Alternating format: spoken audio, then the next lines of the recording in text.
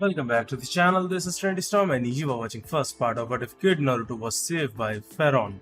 If you enjoyed this video, please like, share and subscribe to this channel. Not wasting no time, let's start the story. It was quiet in Konoha village. Even though the sun was just beginning to set, people were still quite content. The majority of them were coming back from gatherings that had taken place throughout the village. Now, precisely 12 years had passed since the fourth Hokage lost his life to stop the Raging Nine. Tails, a powerful demon fox. He was now hailed as a great hero because his sacrifice was crucial to the monster's eventual demise. However, there was one person who wasn't celebrating or joyful. This individual was Naruto, a boy who was an orphan. A blonde boy of average size, he wore a white collared jacket and orange pants that were ripped and filthy, a pair of sandals that were barely holding themselves together, and broken goggles that he kept on his forehead. When people no longer needed his clothes, he had dug them all out of dumpsters. As an orphan, he would have no one to celebrate his 12th birthday with, except for a generous elderly man named Danzo, who owned a restaurant next to his regular hangout. Danzo had repeatedly offered the boy a place to live, but Naruto had always turned him down, claiming that an elderly man like him had enough responsibilities without a boy to look after. Danzo had left Naruto a bowl of ramen to eat while he was away this evening because he had to leave for an annual meeting. Although leaving the boy alone and behind hurt his feelings, he knew Naruto would stay out of trouble, just as he had done for the previous 12 years. Despite his thin, pale, and unhealthy appearance, the boy was unyielding. To prove to everyone that he could succeed and go from the bottom to the top by himself, he even dreamed of becoming the next Hokage. An admirable objective that is bound to fail. Knowing that made Danzo very sad, but he knew he had to put it out of his mind for the time being. After all, he had a meeting to attend. While eating his ramen in silence, Naruto sat on a stairway in front of the restaurant's back door, which led to the kitchen. Even though they couldn't be present, he knew he should have been pleased that someone made an effort to celebrate his birthday. Because he was born on the day of the Nine Tails attack and lost his parents on the same day, it was this way every year and on every birthday he had. It was unfair. In a nearby park, he had observed children his age playing with their parents and friends. They were all incredibly content, completely worry-free, and being cared for by their devoted parents. Not like him. Just a homeless orphan who had fled the orphanage when he was 4 years old, Naruto was an outsider. He had been homeless for 8 years at that point, the only person in the village without a place to live or someone to look after him. It wasn't the same, but at least old man Danzo kept him alive. The boy felt alone in the world because he had never seen another homeless person or orphan on the streets in his life. He was just finishing his meal when he noticed a small group of people stop as they passed the alley. They were recognized as village ninjas by their green chunin vests and headbands fastened around their heads. Even from this far away, they smelled of alcohol. The blonde was sitting there when the obvious drunks noticed him and began to approach him while mumbling something incoherently. After dropping his chopsticks and empty bowl, Naruto fled behind the dumpster that was leaning against the wall beside him. He hoped the drunks would turn around and go somewhere other than toward him. Silently, he prayed for assistance while closing his eyes and cradling his knees. When they reached the end of the dumpster, one of the men said, "Hey, Kid, don't you know that it's wrong to steal food from others?" Panicked, Naruto tried to squeeze into the small opening behind the dumpster. "But I didn't steal anything. I swear, it was a gift," was his attempt to be honest with them. That was the response. "Yeah righta, like we'd believe you." He was pulled back into the open by one of them, who caught him by the leg. He could see now that there were 4 of them, and they were all utterly inebriated. Naruto wished he could cover his nose because their breath smelled awful, but he was too scared to move. One of the men, a ninja with black hair and a short beard, spoke to him in a menacing tone as the other men pressed closer, clenching their fists. "We're gonna teach you some manners, boy." In preparation for gouging out the poor boy's eyes, another ninja with strange, white eyes held an empty liquor bottle above his head and then smashed it against the dumpster to create a makeshift stabbing weapon. Naruto was struck by a few glass fragments, but his only response was to shield his face with his arms and bide his time until the beating began. Tears began to well up in his eyes. He didn't want to spend his day getting thrashed by some inebriated ninjas. Like every previous birthday, he only wanted to spend this one sleeping in the old, deserted house he called home and eating the food that old man gave him. On October 10th, he always did that, and at the moment, that was all he wanted to do. Why would he experience such a thing? Did he have a lifelong curse of suffering? Above, a female voice asked, "Beating up an innocent kid?" Naruto was too terrified to even consider looking, let alone make an effort. "Maybe it's you who need to be taught manners." The soft thump of someone landing close to him was soon followed by the sounds of falling and beating bodies. He heard men scream in agony as they attempted to confront their assailant but were decisively defeated. A second man was sent crashing hard against the dumpster next to him as the broken glass bottle was audibly smashed from its wielder's hand. Only a few seconds had passed since the fight began. There was silence. Slowly, Naruto lowered his arms to reveal his savior. The woman was wearing a brown turtleneck shirt, knee-high leather boots, a brown miniskirt, and a white, sleeveless overcoat with a red cape dangling off close to her left shoulder blade. See above, she also had an odd black case with something metallic in it hanging behind her, and a red pack strapped to her left leg. She wore her long, pale pink hair in a braid over her left shoulder. As he stared in wonder at his savior, the boy stammered, W. Who or Y.U? Are you an angel? She responded, hardly, in an even and somewhat icy tone that startled Naruto. What are you doing outdoors this late, kid? I'm an orphan. The woman narrowed her eyes and looked around. I see. As if she was making sure the drunks were completely unconscious.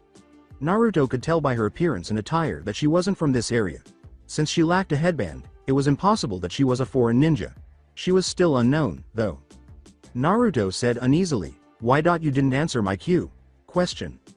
The woman turned back to him and smiled slightly, saying, call me Lightning. Danzo was relieved that the meeting had gone more quickly than usual because he could now give Naruto another meal before he departed. As he had a talent for it, the boy would typically have vanished by the time he returned. He recalled the day Naruto gathered his present attire from trash cans scattered throughout the city.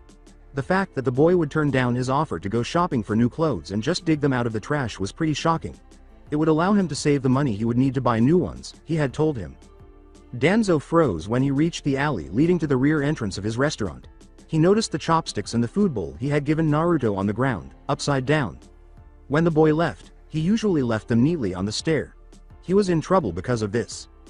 Danzo tightened his hold on his walking cane and sniffed the air, triggering long, forgotten ninja instincts.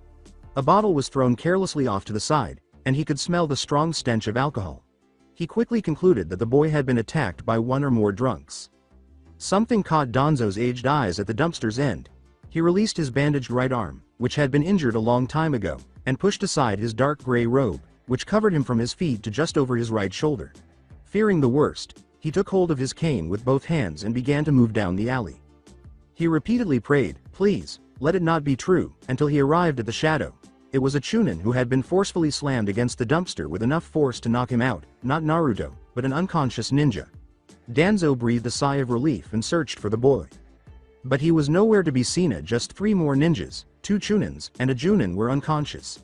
They all smelled of alcohol and were battered. Naruto had to be trying to get away from them, but that didn't explain the boy's location. He couldn't have survived against even one ninja, much less 4 skilled ones, and he couldn't have done this to grown men. He had received assistance, but from whom? As the sun finally disappeared over the horizon, the elderly man muttered, Naruto, where are you, my boy? Naruto had vanished completely from the Konoha village nearly 4 years prior. The boy had vanished, despite Danzo's best efforts to locate him. Unbeknownst to everyone, a crack in the air just above the ground in a blinding flash of light appeared in a small clearing perhaps a kilometer from Konoha's gates. It was brightly glowing and slowly opened up into a rough oval hole that was wide enough for a human to pass through. After a moment, 2 figures emerged from the rift. A girl with pink hair and a brown turtleneck shirt was carrying a wrapped package, and a boy in a white short-sleeved t-shirt and dark blue track pants was the other. We're here, Lightning said, surveying the clearing and trees in the area. It was exactly as she had remembered. Naruto was looking sorrowfully at his feet when she turned to face him. He turned to look at her and said, I guess it's goodbye for now, then. I had wished this day would never come. I know. Naruto sighed sorrowfully as he started to leave the interdimensional rift and begin his journey back to the village where he was born. Well, thanks for everything. It was something he had hoped he would never see again. Naruto! Exclaimed Lightning as she followed him. Wait a moment. The boy in question paused and looked around in confusion. What is it? She handed the package over and said, take this with you. It's a gift from all of us. Don't open it until you've gotten back to the village, got that? Her response was a nod. Lightning returned to the glowing portal connecting the worlds without saying another word. She was about to pass through when Naruto yelled after her as its glow gradually faded. Mom! You'll remember our promise, right? Will you be there when the time comes? Lightning grinned broadly at him before vanishing into the rift. her final words reverberating in Naruto's ears as the portal closed behind her in a sequence of intense light bursts and thunderclaps. Of course, Naruto. Remind me again, why are we the ones sitting here doing nothing again? Kotetsu let out a loud groan and sighed. Kotetsu, for example, was proud to have been selected to guard the village gates, a position that Izumo never seemed to understand was extremely important. He turned to face his partner and began, Izumo, for the last time today, we should be grateful for this task. This is important. Kotetsu, this is not that important of a task. We sit here checking people's papers all day long and that's all we do. Oh, be quiet. Excuse me, misters. In shock, both Chunins nearly leapt from their seats. They were too busy arguing to notice a teenage boy approaching their booth. He was dressed in brown boots, blue track pants, and a white shirt. He had short, spiky blonde hair. He had a package in his arms as well. The Chunins composed themselves and gave the boy a suspicious look. He didn't look hostile or like a ninja, and he didn't wear a headband. So a civilian? Izumo pointed an accusing finger at the stranger and said, "Who are you and what is your business in our village?" His other hand was creeping toward his kunai holder, and Kotetsu saw it. The boy said quite rudely, "All you need to know, mister, is an old villager coming back." He raised his arm to highlight the package and said, "As for business, I'm here to see one Danzo Shimura. I have a package for him. He has a restaurant in the village, or so I've heard." Kotetsu stared at the package and asked, "How can we be certain you are not some assassin sent to kill him?" It appeared no more dubious than the luggage of a merchant. The question caught the boy off guard. Why would I want to kill an old man? I mean, sheesh, what did he ever do to you guys? The Chunins looked at the comment together. He didn't act hostile and was being forthright about his ignorance. Perhaps he was merely here to deliver a package. "Well, all right," Izumo replied. "You can go, but we will be keeping an eye on you." With a dismissive wave of his hand, the child said, yeah, whatever you say, pal," and turned to leave. "Whatever you say." Izumo spoke angrily as soon as they were sure the teenager was out of earshot. "I can't believe we just got disrespected by a kid. Oh, the nerve. How does he even know Elder Danzo? Should we call someone to tail him?" Kotetsu said, shaking his head, "No, I don't think so." He had the impression that he knew the boy from somewhere, but where? An image? Was he on the streets, passing him? Was the same market used by them? Is it the same barber? I believe he won't be any trouble. They both took their seats again. They had work to do. As he moved through the streets of Konoha, Naruto avoided oncoming pedestrians and ninjas who might ask him questions. He had no idea if the Chunins at the gates had summoned someone to follow him. Finding the best route to avoid people wasn't too difficult because he had an instinctive sense of where Danzo's restaurant was. Even though it was already late afternoon, there didn't seem to be a decline in the number of people on the streets. He soon came to a very familiar location at the back alley where he had, in a way, been born again. Like everything else in the village while he was away, it had not changed at all. The abandoned house he called home was still standing to his left, directly across the alley to the restaurant.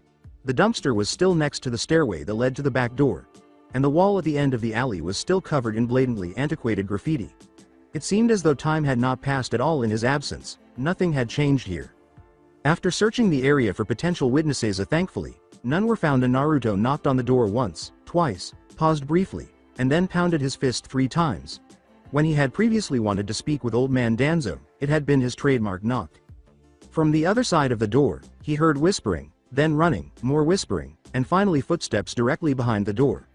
He allowed himself to smile when the door opened and an elderly man appeared, staring at him with one eye while the other was covered by bandages covering his forehead and right side of his face. With a little wave, he said, "Long time no see, old man." Danzo's eyes were open in extreme shock, and he kept blinking, opening and closing his mouth. Slowly, as though trying to test the word in his mouth, he said, "Naruto? Is it really you?" "You got that right, old man." Naruto's smile, if it could have grown, only to vanish the moment Danzo's hand touched his head and began to fumble for his face and hair. "It truly is you. But how are you here? You disappeared years ago." "Yes, it's me. Now, please, stop touching my face, it's creeping me out."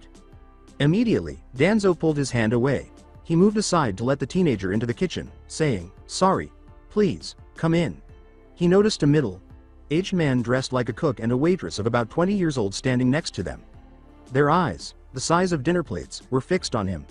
Danzo's workers, apparently. Taking a menu from a desk beside him, Danzo said, "Would you like something, my boy? Anything you'd like?" Naruto, unaccustomed to such offers, said clumsily, I don't know if I have any money to pay you. Nonsense. This one's on the house, the chef said, somewhat surprising the teenager. With warmth and enthusiasm, the waitress clarified, yes, Danzo has told us much about the time before you vanished. This occasion calls for celebration. Well, in that case, Naruto said, accepting the menu that was offered, I could try something. Danzo said, anything you want, while the boy looked through the menu, paying particular attention to the few printed pictures. Then you can tell us where you've been all these years. Without taking his eyes off the list, Naruto smiled and said, oh, believe me, it's a long story. At Konoha Ninja Academy, Iruka Amino taught. Like all teachers, he was of Chunin rank, and the scar that ran horizontally across his nose was his most distinctive feature. He was just about to inform the class of the exam results from the previous week. Prior to the actual graduation exams, this was their final test. Alright, class, I have the test results in. Knock, knock. Huh? Come in. He was surprised to see no one. Iruka gasped when he saw a man he truly didn't expect as the door slowly opened. Iruka, do you have a moment? Iruka asked, mainly to himself. Elder Danzo? Why was he in this place? He turned to his assistant teacher and said, sure. Mizuki, can you take it from here? Mizuki nodded, a silver-haired man wearing a ripped Chunin vest. Of course, Iruka. After giving him the paper containing the test results, Iruka closed the door behind him and followed Danzo out. What do you want to talk about, Elder Danzo? I have a favor to ask of you. Iruka returned a few minutes after he had left, looking shocked. When he returned, Mizuki had just completed his assignment. Iruka just walked to the front of the class, but he looked at his fellow teacher curiously. He started, much too clumsily for his taste. He cleared his throat, coughed, and tried again. I have an important announcement to make. The entire class was instantly attentive. These events were rare. In fact, the most recent one was last year. He only got out, we'll be getting a new student starting tomorrow, before someone interrupted him. But we've been here for years now. A very irate Kiba Inuzuka cried out. How can some new kid get to the same class as us just like that? Many others strongly voiced their opinions in agreement with the boy's remark. But it was understandable. Ordinarily, Iruka wouldn't have permitted anyone to join at this late point in the semester, but Elder Danzo had promised the academy that he would accept full responsibility. Iruka had reluctantly consented to the new student's enrollment. While the others continued to complain loudly, a student in the back row raised his hand to ask permission to speak. Yes, Shikamaru? Iruka asked, holding up a hand to cut off all of the vociferous whiners. Shikamaru inquired inquisitively, why exactly are we getting a new student? Shouldn't he or she simply start next year like everyone else? I mean, we have barely 1 month till the graduation. Iruka let out a silent sigh. That question was to be expected. He paused as Mizuki returned the papers to him, saying, normally yes, but Elder Danzo told me our newcomer has trained out of the village and has returned only recently. Or something like that. I'm not too sure. As far as any of us should be concerned, the new student will graduate with you. I expect you won't start bullying him for that. Mizuki remembered Kiba's previous remark and shot him a stern look. The boy was happy to sit with his arms crossed and appear irritated, and he didn't react if he saw it. Now that that's out of the way, let's continue our normal lessons. There are still some things that we need to go through before the end of this month. So, did you talk to the teachers, old man? Danzo gave the boy a joyful smile before shutting the kitchen door. He said, I did, and leaned his walking cane against the wall. It took me a lot of persuading, but you are free to attend the academy starting tomorrow. Naruto gave his neck a quick rub before saying, thanks for helping me out, old man. I'll be going now. You know where to find me. Quickly opening and shutting the back door, Danzo watched him go, heading for whatever he called home. In reality, he had no idea where to look for Naruto because the boy would always show up at his door if he wanted to talk and had never mentioned where he stayed at night. Where the boy slept was a frequent mystery to Danzo. Within a box made of cardboard? On a heap of arbitrary trash? He sincerely hoped the latter was not the case. His waitress inquired, how do you think he'll do in the academy? She had been employed at his restaurant for 3 years and went by the name of Nadeshiko Masaki. I heard the graduation standards have been raised since last year. Assuring his cook, I'm sure he'll be just fine, Gentara Kasaragi was his name, and he had been employed here for nearly a decade. He loved cooking above all else and was very skilled at it. If he can survive on the streets, then the academy shouldn't be a problem at all. I hope you're right.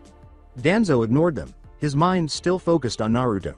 Danzo found it difficult to accept that the boy was still the same person because of how much he had changed over the years. A much happier and cheerier personality had replaced his brooding and depressed one. His old, dirty, wild hair had been cut short and cleaned, and his old, torn up clothes had been replaced with new, clean ones. Danzo muttered, "Naruto," vividly recalling the last time he had done so. "You have changed so much since we last met." At least for him, the next day had arrived swiftly. Knowing that he would be attending the ninja academy of his childhood dreams was thrilling. He felt as though he was missing something, though, and that he shouldn't go there by himself now that he was finally going. That something was exactly what he knew. Since the front door had been boarded shut long before he had moved in, Naruto had to leave his house through a big hole in the roof. "Mother, I wonder how things are on Pulse," he muttered as he left. "I miss you every day. Hell, I miss everyone, but you the most. I wish you were here with me." As though expecting a response, he gazed at the passing clouds. Knowing it was pointless, he sighed. "Oh well. Got to go now. Can't be late on my first school day here, right?" He glanced at the Hokage Rock, a mountaintop overlooking the village that had been carved with the faces of the 4 Hokages. When he became the next Hokage, he recalled the dream he had had that his face would have been carved into the stone alongside them. Now, it felt like ages ago, a dream as old as the War of Transgression. Although he couldn't see the academy from this distance, he knew it was there because it was situated at the foot of the mountain. Naruto leapt to a nearby building's roof and began walking in the direction of his destination. When Iruka entered the classroom, there were a lot of heated discussions going on. Everybody in the room was discussing the new student in some capacity. "Morning, class," he said, pausing before the instructor's desk. "Morning, Iruka," the pupils returned the greeting. At least the majority of them did. Shikamaru, in particular, didn't, dozing off on his seat as usual. With a worried expression, Iruka looked around the classroom. The new student was nowhere to be seen. Was he running late? Not even on his first day? Not encouraging. When Mizuki arrived and saw no new faces, he asked, "Any word of our student?" "No," Iruka replied, rubbing his nose close to his scar. "I hope you won't be too late for the lesson." "I guess we must start, Weetho." "Knock, knock." Iruka said, "Ah, this must be him," and turned to face the door. "Please, come in." Naruto entered the classroom after opening the door. His expectations of a classroom were not met by what he observed. Only the teacher's desk and chalkboard at the front of the class, which were perched on a raised area of the floor perhaps 10 centimeters high, were what he had anticipated. However, the arrangement of the student desks was intriguing. 3 desks were arranged side by side with a walkway between them, and 2 additional desks were positioned behind each other. The desks were also wide enough for 3 people to sit at simultaneously. The desks in the final 2 rows were positioned marginally higher than the ones before them. As Naruto approached the 2 teachers wearing green vests, he thought, what a strange design. "So, you are the new kid, I presume," the silver-haired instructor responded. "That I am. Sorry, I'm late. Had trouble finding this class." While wearing a scar across his face, the other teacher asked, "Would you mind introducing yourself to the class, then?" He said, "The name's Naruto Farron," and extended his hand for the teacher with the scars to shake. The teacher just looked at the gesture, bewildered. When Naruto realized that handshaking was probably not appropriate in this situation, he lowered his hand. He said, "Sorry." Foreign habit, with a sheepish smile. His manners caused the teachers to blink. This was definitely not what they had anticipated. Given that they were all staring at him with their mouths and eyes open, the students were also quite taken aback. At least the majority of them. Some didn't appear to give a damn. The Scarface said, "Ah, alright then, Naruto, after a little while. If you would take a seat next to Sasuke, so we can begin the lesson." "Sasuke, raise your hand." At the desk in the upper row closest to the windows, a boy with black hair and a white shirt held up his hand. After giving a nod, Naruto moved to the boy's vacant seat. Just as he liked, he remained silent and gave Naruto only a sidelong glance as he settled into his seat. Then there was the boy in the middle desk, wearing a black jacket and holding a large white dog. In addition to having a damn dog in the classroom, he appeared to be a little suspicious and gave him a few glares. Were they not prohibited in some way? Pets are not permitted indoors, and so on. As the teachers began their lesson, he thought, well, this will definitely be interesting. Naruto had had a very dull month at the Ninja Academy. He frequently questioned the value of knowing that the first 2 Hokages were brothers or how long ago the village had been established. Why was this taught to the students now, when this was the last month they would be attending the academy? Was this month a recap? It could have been, for all he knew. Whether it was pointless history or theoretical nonsense about how chakra was used to execute ninja techniques, Naruto never bothered to pay much attention in class. He was hardly interested in the physical exercises either. He never stopped thinking about the present lightning had given him. The suspense was killing him, and he had made the decision to wait until he had graduated before opening it. During his month here, the only memorable moment was when he finally got tired of Kiba, the dog boy, mouthing off that he had stolen a schoolbook from Sasuke and hurled it at Kiba's head. Even though he had missed by a narrow margin, Kiba was persuaded to stop talking by the throw and the glare from the other players. Since Kiba was annoying everyone, the teachers had allowed that small stunt to go unnoticed, but they gave Naruto a stern look that said, "Please don't do that again." However, the day of graduation had arrived, and they would now take their final exams to determine whether they were capable of becoming the newest Genins in Konoha. It was going to be enjoyable. Iruka grinned as broadly as he could and said, "Class, our time together has finally come to an end." Even though he was still a little hesitant around Naruto, that could be fixed today, and he was genuinely proud of every student in the class. Today is the last test you'll ever take on your path to becoming ninjas. A few pupils gave a loud cheer. As he began to distribute the test papers, Mizuki smiled as broadly as he could. Written exams were given first, then academy. Level techniques were performed by the students, and finally, a physical test involving thrown weapons and a 1-on-1 competition was held. In order to wait out the hour allotted for the test, Iruka himself was seated at the teacher's desk, waiting for his partner to complete his assignment. It should only take the allotted time to respond to all 20 of the questions on the paper. Mizuki sat down beside him and saw that Naruto was writing his questions idly while everyone else was occupied with providing the best answers possible. He didn't even seem to be trying. Additionally, it appears that he was simply writing the same thing repeatedly because he only spent a few seconds on each question using the same hand gestures. They both wondered what it might have been. They would check it after the exams were over and question the boy about it if needed. Finally, this agonizing waiting came to an end when the damned school bell rang. Naruto had written his response to each of the Cocoon Script's answer lines in less than 5 minutes. He had learned it while still living with Lightning and Sarah. His ability to write and read in the first place was made possible by Sarah. Obviously, there were benefits to all those years he had been away from here, but an ugly head was actively emerging from a difference in their worlds. As the students were instructed to line up at the front of the room for the next section of the test, Naruto sighed. Evidently, the purpose of this section was to test their ability to use both transformation and cloning techniques. Fortunately, he was last in line, so his upcoming low-key performance wouldn't have to keep anyone waiting. He thought, "This is going to be awful," as a blonde girl went first and did the techniques brilliantly. A good deal. As Sasuke reversed his transformation and left the classroom, Iruka made a checkmark on the chart in his hands. For the final portion of the tests, he had told everyone to assemble outside. Naruto, the new child, was the only one remaining. Iruka pondered the nature of Farron's name as he read it on the paper. It was clearly not from the area or any of the nearby countries. There was nothing like that in any known nation, but Naruto had described his peculiar hand gesture as a foreign habit. In what location had he been residing? Sasuke shut the door behind him, and Mizuki said, "Okay, Naruto. Perform the clone and transformation techniques, please." Holding his index and middle fingers together, Naruto raised his right hand clumsily in front of his face. Both educators pointed out that his posture and the hand seal were incorrect. Naruto uttered, clones? Clone technique?" with uncertainty. Had this been a new technique for him? "Okay, I give up. Can I go now?" For the teachers, that was rather startling. Without understanding any of the fundamental academy techniques, how was he expected to graduate? That was almost unprecedented. Iruka said, "Won't you at least try the transformation?" "No need, I can't do that either. Can I go now?" Mizuki merely nodded slowly as he attempted to comprehend why he was unable to perform either technique. "Thanks." Before either of them could say another word, he was out the door. His inability to concentrate in class, his book, throwing at Kiba, and now this. The boy had little chance of success unless he performed well on the physical examinations. While Mizuki prayed that he wouldn't fail the test and have to spend the following year here, Iruka somehow dreaded the results. When Iruka and Mizuki arrived a few minutes after Naruto, everyone was sitting around in the schoolyard. At the side of the yard were 2 large targets spaced 3 meters apart, and 10 meters away were 2 tables, one holding 5 kunai and the other 5 shuriken.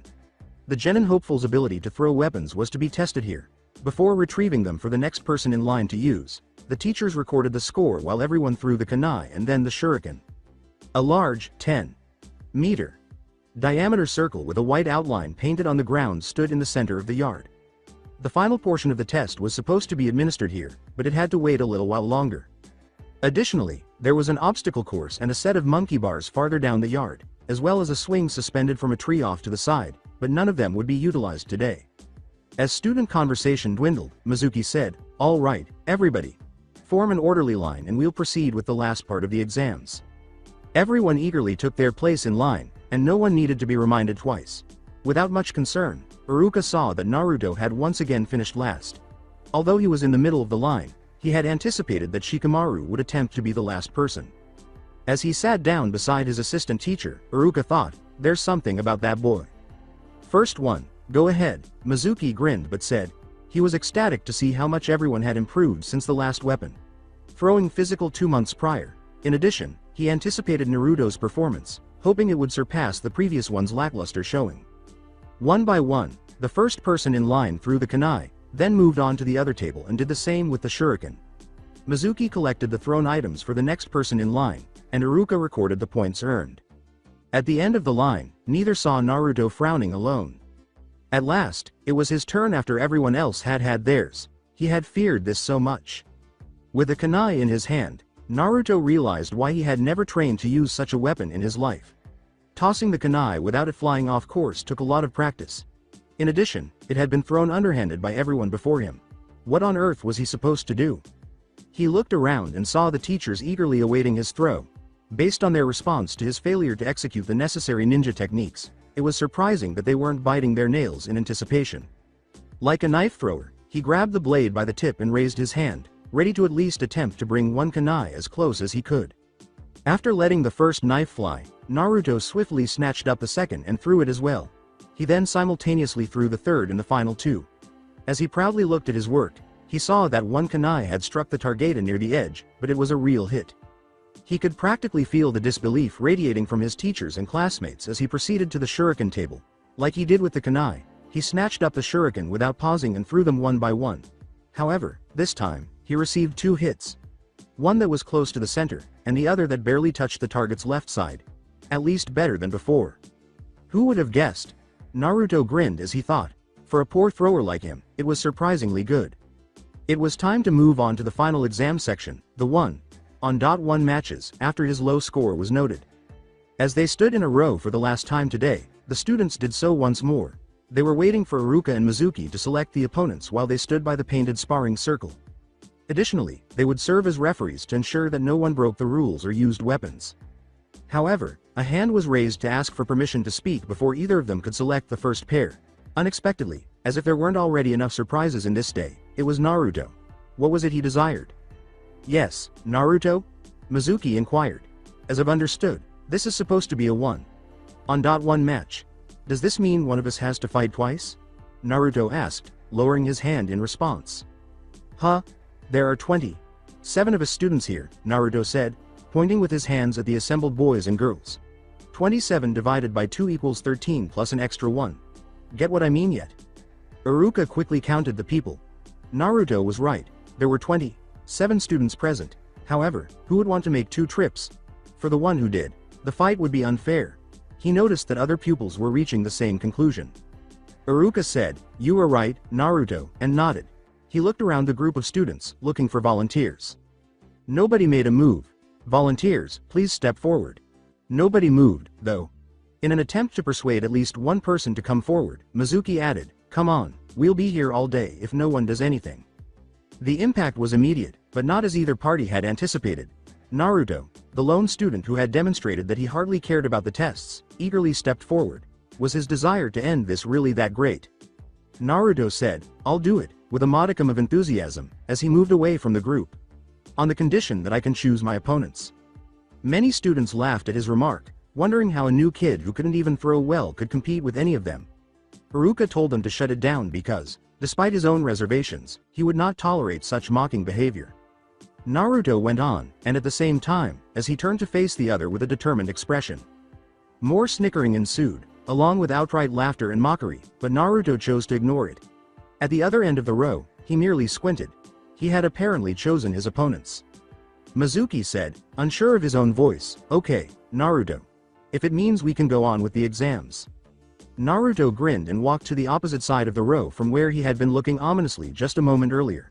He approached Sasuke directly, shoved a classmate to the side so he could be behind him, took him by the shoulders, and shoved him forward. "You're up, buddy." Sasuke protested. "What? Me? BB. But was dragged against his will to the fighting ring.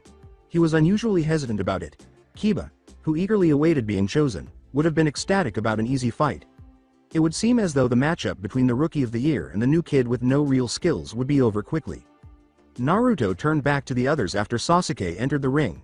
He watched them like a hawk, rubbing his chin with his hand. His gaze briefly met that of a tall, short-haired black boy wearing black pants with 2 white vertical stripes on the sides and a red hoodie. His name was Shun, and he was among the top taijutsu students in the class. With a finger pointing, Naruto said, "You?" Shun glanced at his sides, perplexed, and then gestured at himself with his thumb. He said, "Me?" Naruto nodded and motioned for him to approach. "Okay then." Now that the final fighters were positioned at equal distances from one another, it was time to begin. On one side of the ring, Mizuki served as the referee, and on the other, Iruka did the same. Neither was certain how this fight would turn out. Sasuke was the class leader in ninjutsu, genjutsu, and taijutsu, with Shun trailing him only slightly in the latter. However, since no one had ever witnessed Naruto fight before, he might surprise them. The odds were against the new kid, though, if anyone were to wager. Begin. The 3 fighters stiffened but did not yet advance on one another. They cautiously eyed one another, anticipating an attack from one of them. Naruto quickly demonstrated that he was not at all afraid of his opponents by taking a daring step forward to taunt them. As he had hoped, the effect was nearly immediate. Shun lunged forward to deliver the vicious blow that everyone knew would end the match for Naruto. In an unexpected display of dexterity, Naruto dodged the blow and delivered a punch of his own, an uppercut that hit Shun's jaw so hard that he saw stars until his other fist struck his chest and made him back off. As Shun regained his senses, the onlookers gaped in amazement. He could easily punch out anyone else in the class because he was nearly 2 meters tall and had mostly solid muscle. It was startling to be pushed back by a boy who was significantly shorter and lacked muscle. Naruto quickly turned around and saw that Sasuke was attempting to capitalize on the situation by charging forward with his fist raised for a blow, just as Shun had done a few seconds earlier. To Sasuke's surprise, Naruto moved quickly to use his hand to deflect the approaching fist past him before kicking him in the back of the leg, sending him to the ground. Shun yelled in rage before shoulder, tackling Naruto, knocking him to the ground in the process. Then, as he stood up and assumed his fighting stance, he avoided a leg sweep from Sasuke. Shun adopted the same posture that all academy members had been instructed to adopt. Naruto got up and dusted off his clothes casually off to the side. Sasuke launched the initial attack, launching a roundhouse kick after a 3-dot hit combo. Shun avoided or blocked them all, but he was caught off guard by a sudden kick to the back, leaving him vulnerable to Sasuke's punch. After avoiding Sasuke's second blow to him, Naruto returned the favor with a backhand to the face before sidestepping a strong blow from Shun. After a quick punch to the temple and a kick to the stomach, the large man stumbled back, forcing Naruto to focus on Sasuke once more. He blocked a blow, then struck back with a hard blow to the face, dazing Sasuke.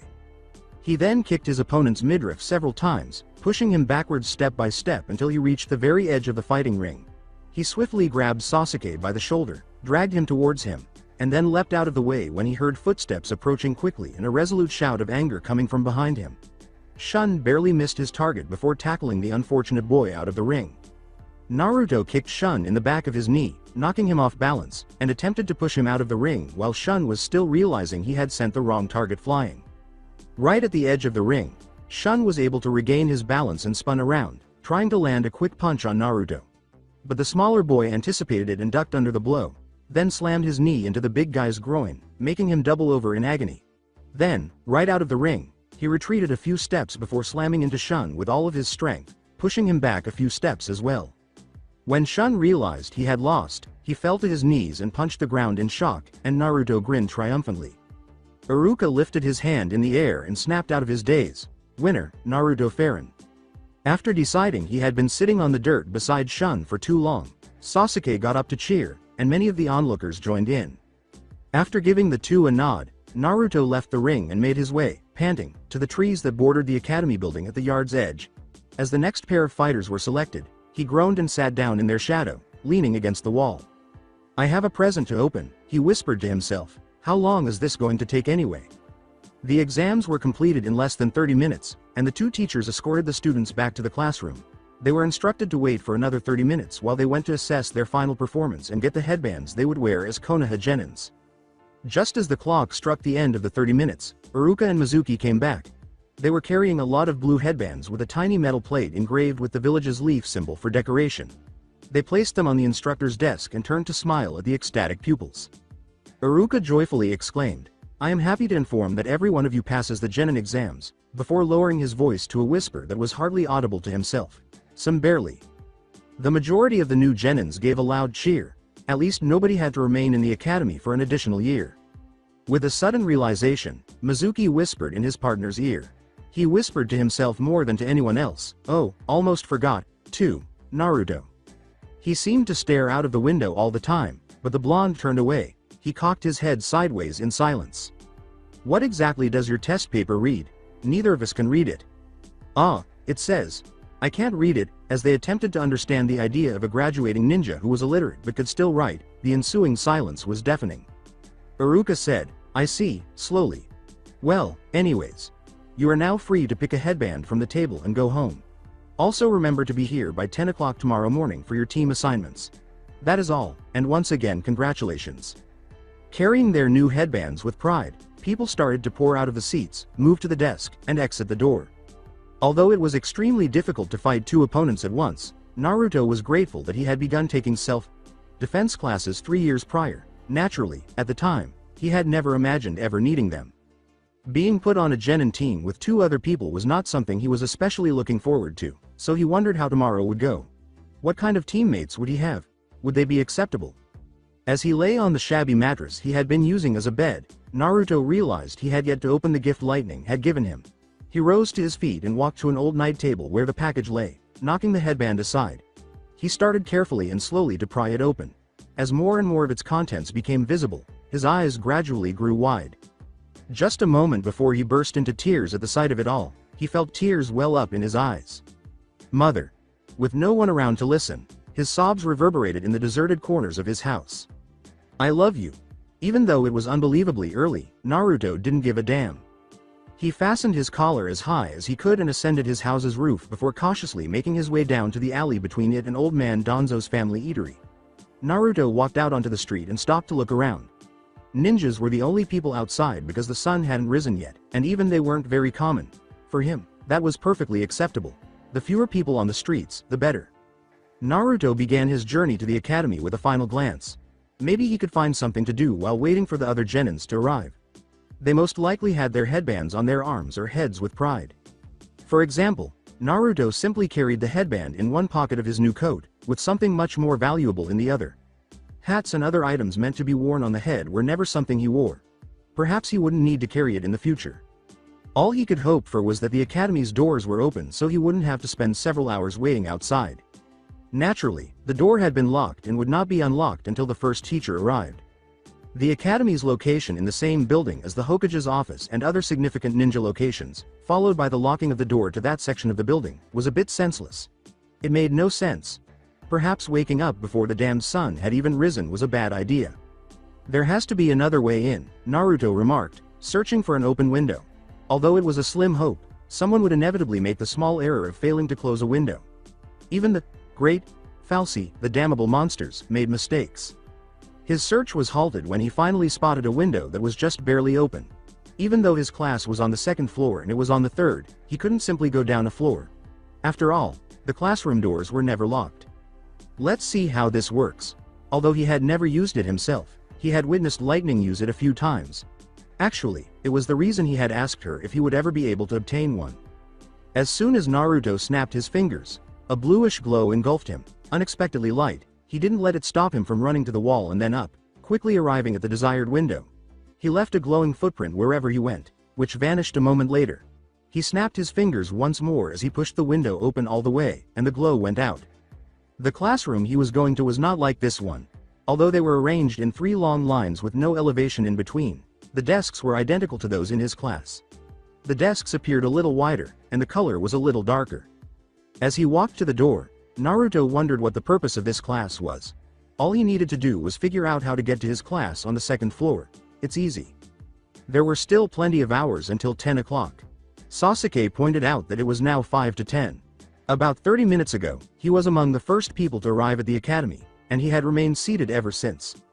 While Shikamaru was snoring loudly at his desk, the majority of the others were chatting or quietly waiting for the teachers to arrive. A few were also eating or reading a book. Almost everyone was already there, sporting their headbands on their arms or heads with pride. The new kid Naruto, the perpetually hungry Choji, the perpetually lethargic Shikamaru, and the obnoxious Ino and Sakura were the only ones absent.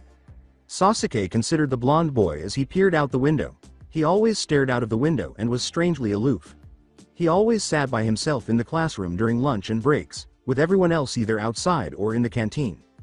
A painfully familiar female voice called out, "Hey, Sasuke," as two arms encircled him.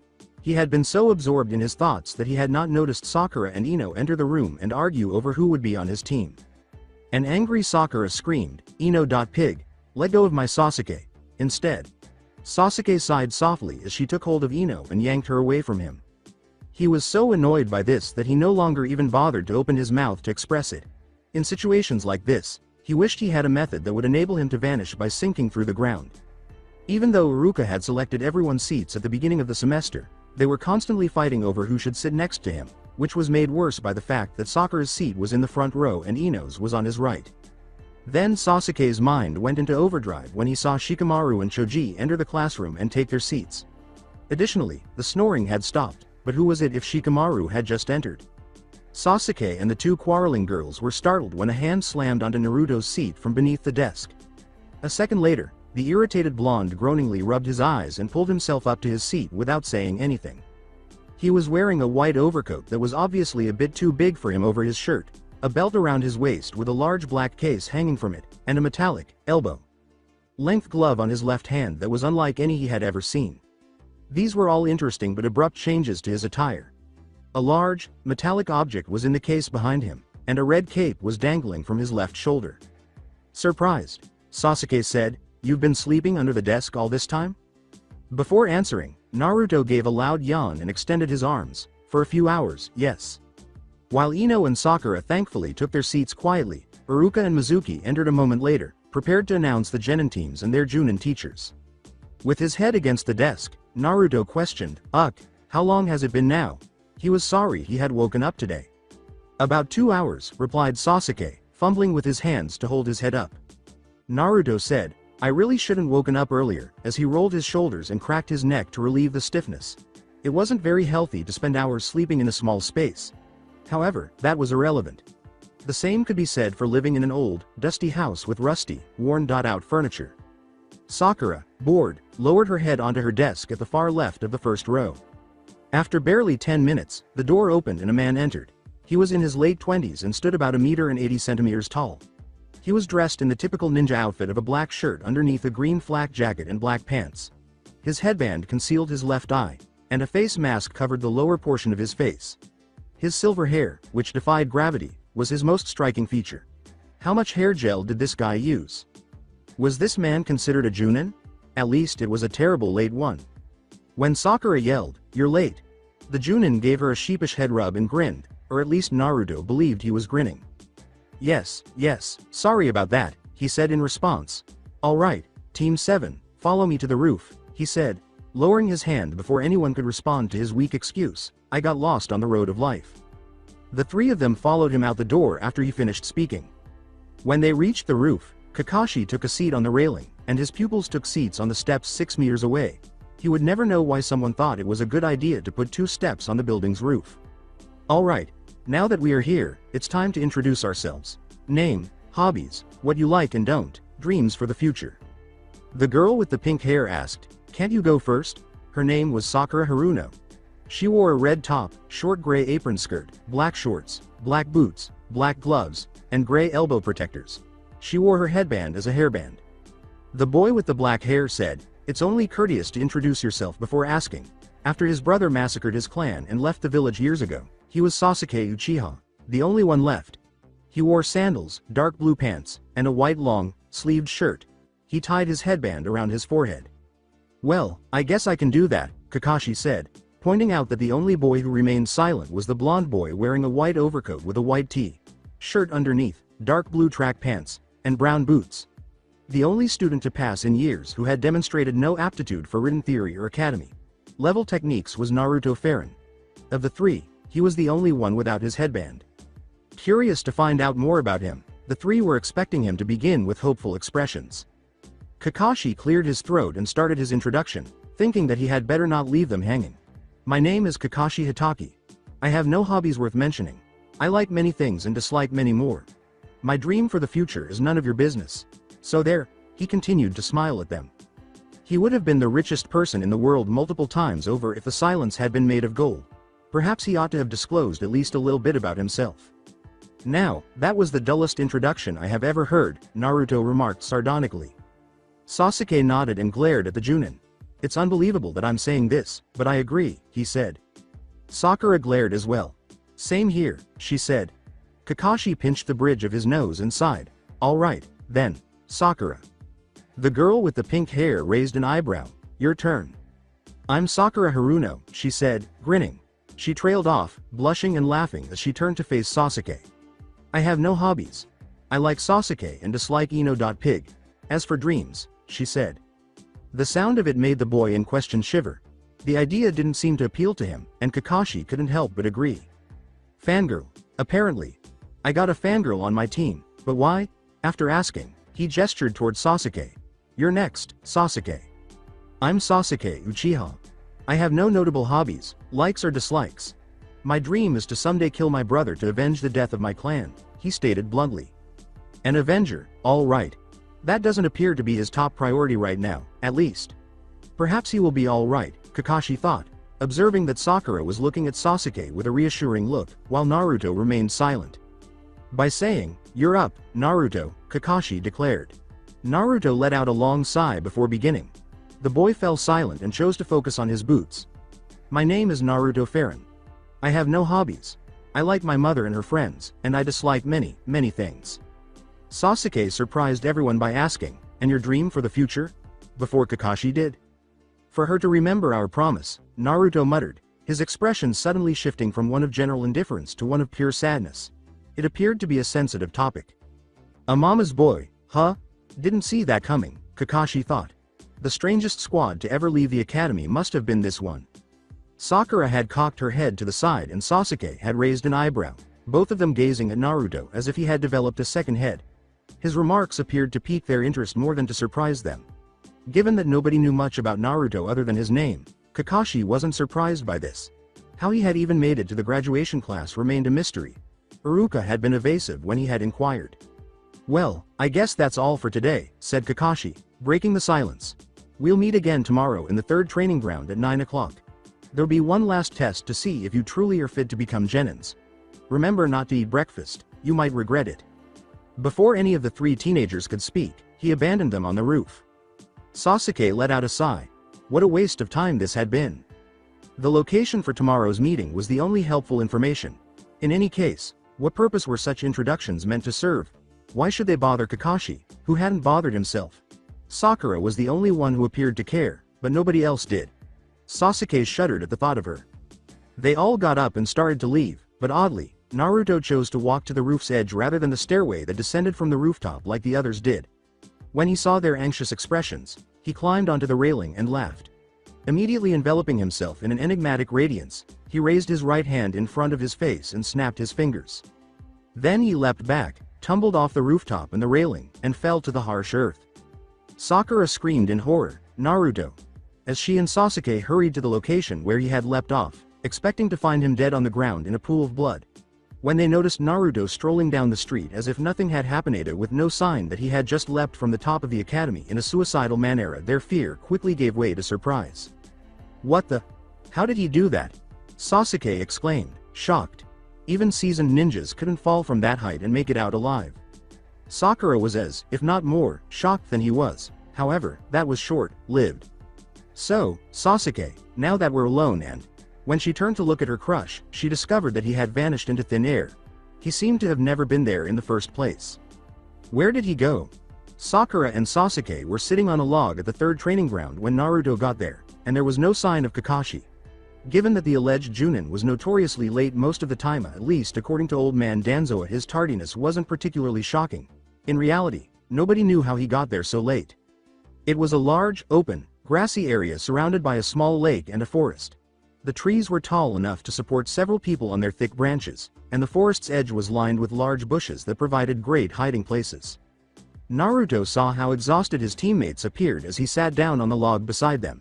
Actually, Sakura struggled to keep her eyes open and occasionally drooped her head, but she wasn't attempting to approach Sasuke. In an effort to keep from nodding off, Sasuke was steadying himself with his hand. Naruto exclaimed, "Wow, what happened to you guys?" with a semblance of surprise. Since he had only been awake for an hour or so, he was not at all tired. Sakura remarked, "I've been here for almost an hour now. More than anything else, she sounded like she was speaking while she was asleep." Sasuke turned to Naruto and added, "Absolutely bored right now. What about you?" "What about me?" Sasuke let out a sigh. "How are you right now?" If what Danzo told him was accurate, he knew that wouldn't happen for at least an hour, but why worry them? Probably like you in a moment if Kakashi doesn't appear soon. After a while of sitting there in silence, Naruto concluded that there was no use in wasting their time. "So, either of you think we should just go have breakfast and then come back?" asked the man. Sakura reprimanded, "Kakashi specifically told us not to eat." "Yeah, well, he's not going to be here for at least an hour, so." Suddenly, Sasuke leapt to his feet. "Well, I say we go. I am not sitting here for another hour on an empty stomach." "But," Sakura looked down in shame as her own stomach growled, interrupting her argument. Naruto said, "3 out of 3 say yes, what are we waiting for?" as he started to leave. "I know a place we can crash. If you guys have money, that is, because I'm broke." Sakura and Sasuke followed their teammate, and Sasuke reached into his pocket. "Well, I was planning on buying something later today." 2 hours late, Kakashi was already rubbing the back of his head sheepishly when he arrived at the assigned training area. Sorry, I got lost on the road of life?" He was shocked to find the place deserted. He asked aloud, "Where are they?" He searched everywhere but could find no sign of his students. Surely they couldn't have gotten lost. Despite his own tardiness, he made it clear that everyone was expected to arrive by 9 o'clock. He could hear a conversation coming from behind him. He didn't need them to identify who it was, or rather, who they were, because it was too faint and distant to make out words. Naruto's voice yelled, "Hey, look," while probably pointing at him with his finger. "It's Kakashi. See, I told you he'd be here by the time we came back." When Naruto's words sank into his brain, Kakashi quickly recovered from his annoyance and slapped his palm against his forehead. "Returned?" He turned to his students and thought. Sakura was seen consuming a dango stick. Did they willfully disregard his directives to skip breakfast prior to this test? How daring. When Sasuke said, "I still can't believe he is supposed to a Junin," the three of them were now sitting a few meters from Kakashi on a log. Kakashi said, "Nice of you to show up," without emotion. He would have let out a sigh, but he knew it was best to hide his annoyance. Sasuke nodded when Naruto whispered, "He does know that's what we should say to him, right?" With a sigh at the immature conduct, Kakashi produced 2 tiny bells from his pocket. After demonstrating them to his students, he tied them around his waist and gave instructions. "Alright then. Your task is to get these 2 bells from me before noon, which is about 1 hour from now. If you succeed, you pass and officially become Genin. Fail and you all go back to the academy. No exceptions. Any questions?" Sakura held up her hand to indicate that she was allowed to speak. Kakashi gave her a nod with his head. She lowered her hand and stabbed the stick into the log, asking, "But there are only 2 bells. Does that mean one of us has to go back no matter what?" "Excellent question, Sakura, and yes, you are correct. One of you will have to go back to the academy while the other 2 get to be Genins." Instead of the cries of horror and incredulity that Kakashi had anticipated, the 3 exchanged glances and raised eyebrows. What was wrong with today's children? With a tinge of enthusiasm, Sasuke said, "So, when do we start?" With his metal glove tapping the log impatiently, Naruto appeared to be lost in thought. Sakura clenched her fists beside him, as if she were prepared for anything. Kakashi let out another sigh, wondering why he was wasting so much time when the test was already scheduled to begin. It appeared to be better late than never. "We start right now." The team immediately got to work, but not in the manner Kakashi had anticipated. While Naruto leapt from the log to the opposite side of the field, Sasuke and Sakura instantly leapt into the nearby trees and bushes. Although they were good at hiding, Kakashi was a Junin for a reason and could easily locate each of them. Kakashi pulled an orange book out of a pouch and grinned beneath his mask. While he waited for the first one to attack him, he opened it and started reading it. His gaze shifted from side to side, concealing his current gaze only by holding the book in front of him. He was always alert in case someone threw shuriken and kunai at him. Kakashi then noticed that, in contrast to his teammates, Naruto merely stood on the opposite side of the field as he lowered the book to examine it. Kakashi knew that something was wrong with the boy. He turned to face the blonde and returned the book to the pouch. Naruto smiled slightly at him and removed his headband from his coat's left pocket. He tied it around his forehead and began to move forward. The boy halted about 3 meters from Kakashi as he completed tying the knot to secure the headband, gazing at the Junin with a hawk-like expression. Kakashi said, "I'm surprised you are not attacking me head-on, Naruto," as he glanced quickly to his left and right to check if anyone was on either side of him. He didn't see anyone. "What is a mama's boy like you going to do, I wonder?" Naruto dismissed the remark as if he had heard it 1,000 times, rather than exploding in rage and attacking as was expected. The slight change in his posture and the raised eyebrows were the only signs that he was even acknowledging it. "You really should try taking things seriously. And you should ask yourself how a man like you is a Junin, Cyclops." "Hey, that hurt." Kakashi was not particularly offended by the boy's remark, but it caused him to re-examine the circumstances. It was obvious that the blonde was not scared of him and was not going to give up easily. The bushes to the left were rustling. Sakura was watching them from a tree branch to the right, and Kakashi knew it was Sasuke. Did they have a plan? Are you waiting for a chance to come your way? Kakashi had to be ready for anything, whatever it was. Naruto crossed his arms over his chest and chuckled quietly as he said, "Kakashi, you should follow your own advice. Letting yourself get distracted will only get you killed someday." Kakashi's eye narrowed. "And you are an expert on this matter?" said he. It was not so much serious as a joke. With his arms dropped back to his sides, Naruto gazed down at his feet. He said, "You have no idea, Kakashi," in a menacing whisper. He raised it to resume their staring contest and shook his head, saying, "You have no idea." But this time, his eyes glinted with anger, promising nothing but pain. The very top of Kakashi's silver hair was lightly touched by a kunai that flew overhead. To deflect 2 more, the man drew his own kunai. Sasuke had acquired them all, using them as a diversion while he switched bushes. Out of sheer reflex, Kakashi turned to face Sakura in case she attempted to mimic Sasuke's move. Luckily, nobody showed up. It's not wise to turn your back to your opponent. When Kakashi heard it, his eyes widened in shock, not because of the words, but because they were said so close to his ear. He quickly spun around once more, his kunai poised to push the boy away. He was shocked when Naruto grabbed his hand, pushed it away, and used both hands to grab his head. What or why? With the headband's metal plate slamming directly into his bare eye, Naruto delivered him a vicious headbutt. As he stumbled away from the only opponent who had ever taken him this by surprise, Kakashi's cries of pain were the only sound to break the stunned silence. He blindly swung the kunai from side to side, covering his eye with his hand as he tried to stop Naruto from closing in. He was ready for anything, but this was just not what one would have expected from a ninja of the genin class. Sasuke was holding out for the ideal opportunity to take one of the bells. He was aware that Sakura was following suit. When he threw his kunai to divert the Junin's attention, he hadn't anticipated such an unconventional strategy, but why scrutinize a gift? Fuck, son of a. Naruto's boot struck Kakashi in the groin, interrupting his rage-fueled curse. He stooped in agony and fell to the ground, clutching his eye and groin while letting out a pitiful groan. It was easy for him to leave the battle. This is my opportunity. Before Naruto could do more than blink, Sakura and Sasuke both swung a bell as they fled from their hiding spots. To his credit, he appeared to be only slightly agitated. And after giving it some thought, Sasuke felt that the test was about something else entirely. However, what might it have been? A few minutes after the cunning blow hit him low, Kakashi got to his feet. His face and crotch were still hurting. It had never occurred to him that a boy who was hardly a genin could have come up with such a clever scheme and beat him. He would have perished immediately if this had been a real battle. Sakura's voice to his right asked, "Are you okay, Kakashi?"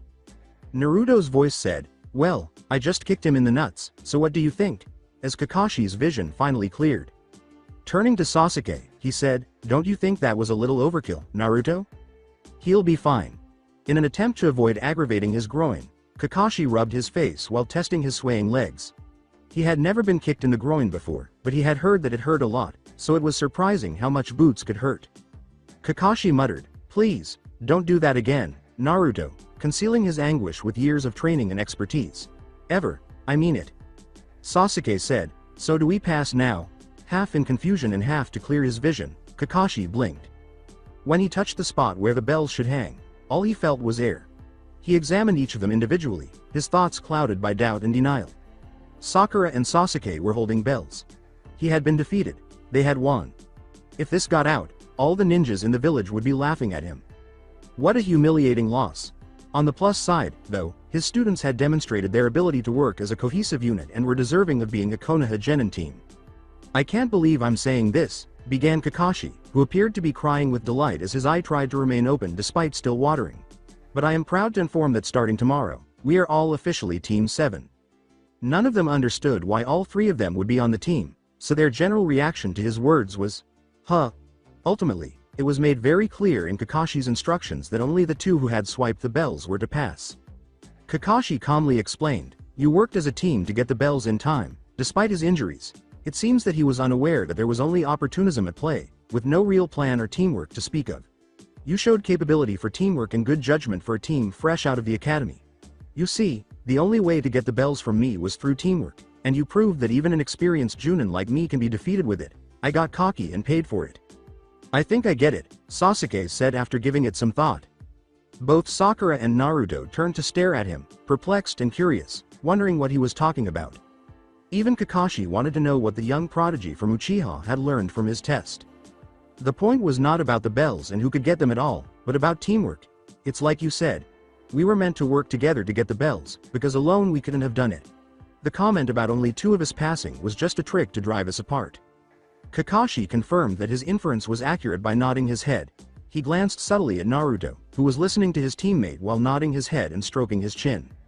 Sakura asked with some hope, does this mean even Naruto gets to be in the team? Yes, Sakura, Kakashi replied, perhaps grinning more broadly beneath that mask, though it was difficult to tell. So, Naruto. What was your plan, if you don't mind telling me? After a moment or two of hesitation, Naruto responded despite being surprised by the question. He looked at his teammates for a moment before continuing, well, you already witnessed it. After you went down for the count I was going to take bells and that would have been it. It seems they understood what I was planning and acted accordingly. After raising an eyebrow at the plan's apparent simplicity, Kakashi asked a question that was bothering him. What was that about being an expert in getting distracted and killed? Deep longing filled Naruto's eyes as he began to recall something from his past. Sasuke also observed that, for some reason, he was suddenly protecting his right leg behind his left. Simply, death has come close before, he said, bringing the leg forward once more. To their horror, he lowered himself to one knee and raised his pant leg sufficiently from his right leg to reveal something dreadful. When Sakura saw it, she let out a loud gasp, but Kakashi just arched an eyebrow. Sasuke remained silent as he considered the type of environment Naruto had inhabited.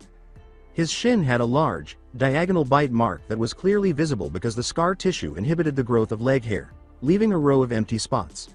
The size of each scar indicated the size of the teeth and that they had bitten through flesh like paper, penetrating all the way to the bone. The boy had clearly experienced severe pain and trauma from the bite. One couldn't help but wonder what kind of creature Naruto had encountered in order to survive and sustain such permanent scars. Declaring solemnly, it has been almost 4 years since that day, Naruto once more covered his leg. Deep in thought, he turned around and gazed up at the sky. It's a miracle I even survived the Gorgonopsid's bite. Curious to find out more, Kakashi questioned, the what now? This was understandable given that Naruto was a complete mystery to everyone. Naruto explained, the thing that bit me, as he turned back to them. I didn't listen to Mom's warning to stay close and wandered too far away. If it wasn't for her, I would have died then and there. After a long silence, Kakashi made the decision to steer them back on course. Well then, I'd like to show you something, follow me. Kakashi guided them to the memorial stone, a black stone with a vague kunai shape, and described how it bore the names of all the ninjas who had lost their lives while in combat, including his former teammates. Those who break the rules are trash, but those who abandon their comrades are worse than trash, he stated to them. I live by those words, he explained. It also clarified why he insisted that his students work as a team above all else. Additionally, he talked about how he had failed every previous hopeful team due to their lack of teamwork. For their first assignment as an official Genin team, Kakashi instructed them to reconvene at the training ground at the same time the following day. The three were once again left alone when he departed to report on the team's accomplishments. Team 7 had been formally recognized as a genin team for a full month. They had only completed a few D-rank missions during this time, and the word mission was used sparingly. Apparently, these were meant to improve teamwork, but none of them knew how it was supposed to work. These were simple tasks for regular people, not ninja missions. For this reason, the team returned a small, annoying cat named Tora to its owner, Madame Shijimi, and now stood in the mission assignment room. After 2 hours of chasing, they eventually caught the creature, only to discover why it had fled in the first place. As the cat made a valiant attempt to escape, the woman smothered it against her chest and gave it a tight embrace in delight. She left after paying, but everyone in the area knew the cat would soon return to haunt the village. The fact that the cat had not yet been involved in a regrettable accident was startling. The actual room was a large, open area with 2 stick-like lights, a high ceiling, and 6 windows. The third Hokage and a few other ninjas were seated at a long table, assigning missions to other ninjas and teams. The time had come for a new task, which Team 7 was not particularly excited about. "Kakashi, you did a great job catching that cat," the Hokage said. He was an elderly man with a big hat and a white robe. His name was Sarutobi Hiruzen. "Next up there's..." Naruto yelled, "Hokage, sir," as he addressed the village chief for the first time in his life. Every time Team 7 had been here, he had remained silent and avoided making eye contact. What was going through his mind? Kakashi wondered. The other ninjas in the room gave him a lot of angry looks for interrupting, but the Hokage himself only seemed interested. Naruto looked at his teammates, who nodded, and asked, "Is there any better mission for us?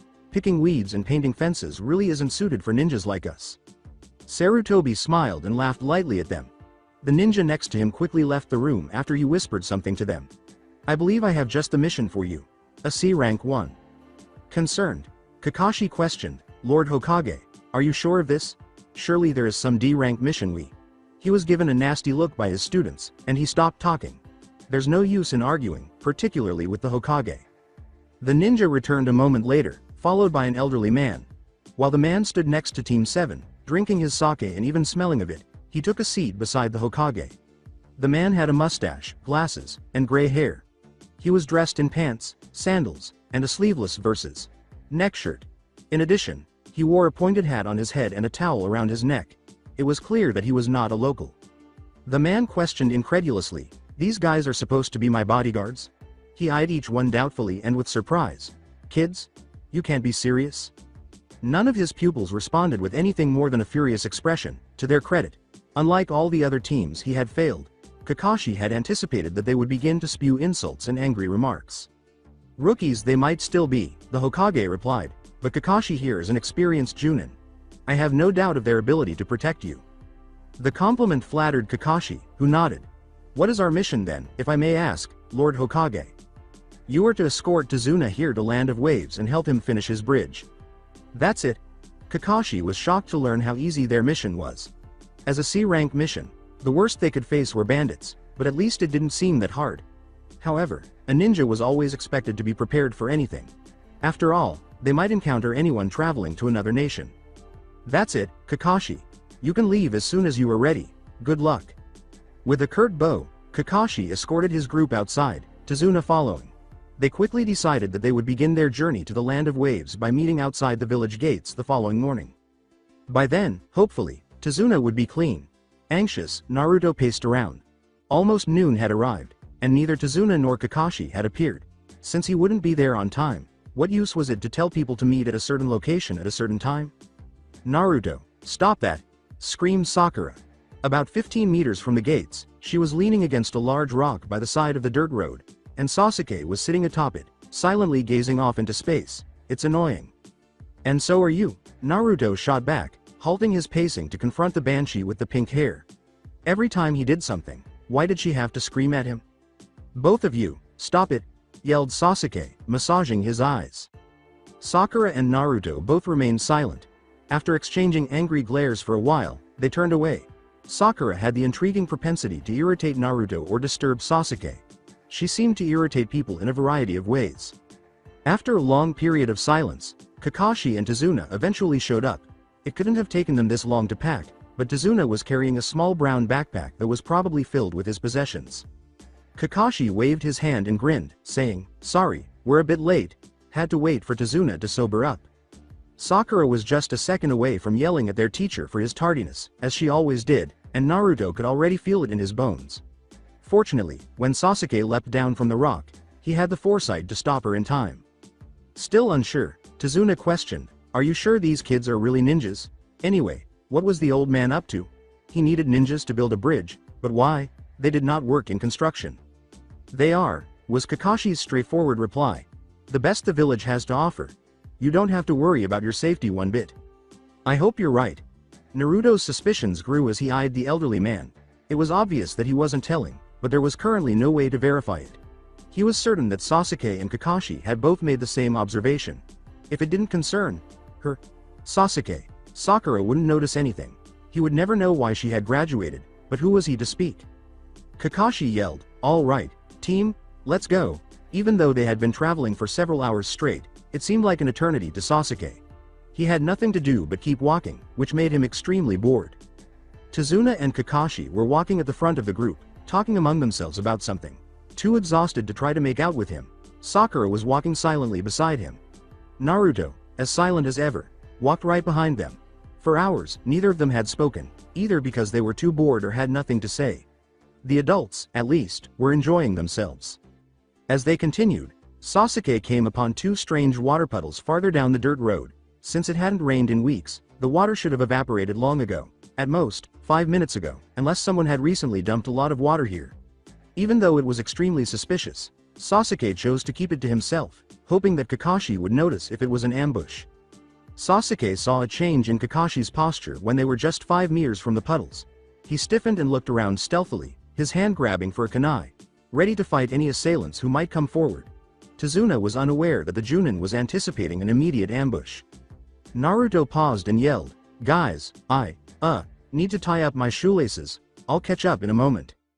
Before they reached the puddles, the group paused and turned to face him. A few meters away from them, he went to one knee and started to tinker with his boots. Kakashi sighed, probably concerned for Naruto's safety in the event of the ambush. "Okay, Naruto. Don't take too long." After giving a thumbs up, Naruto let the others keep walking. Within a second or two, Sakura was whispering something into Sasuke's ear and tapping his shoulder. His eyes widened at something that wasn't an attempt at flirtation. Sasuke, Naruto doesn't have shoelaces." Sasuke's mind instantly recognized that Naruto's boots lacked shoelaces but had a strap or two. He was then reminded of how plainly the puddles weren't natural and how even Sakura had regarded them suspiciously. After that, it was determined that Naruto intended to launch a surprise attack on their ambushers.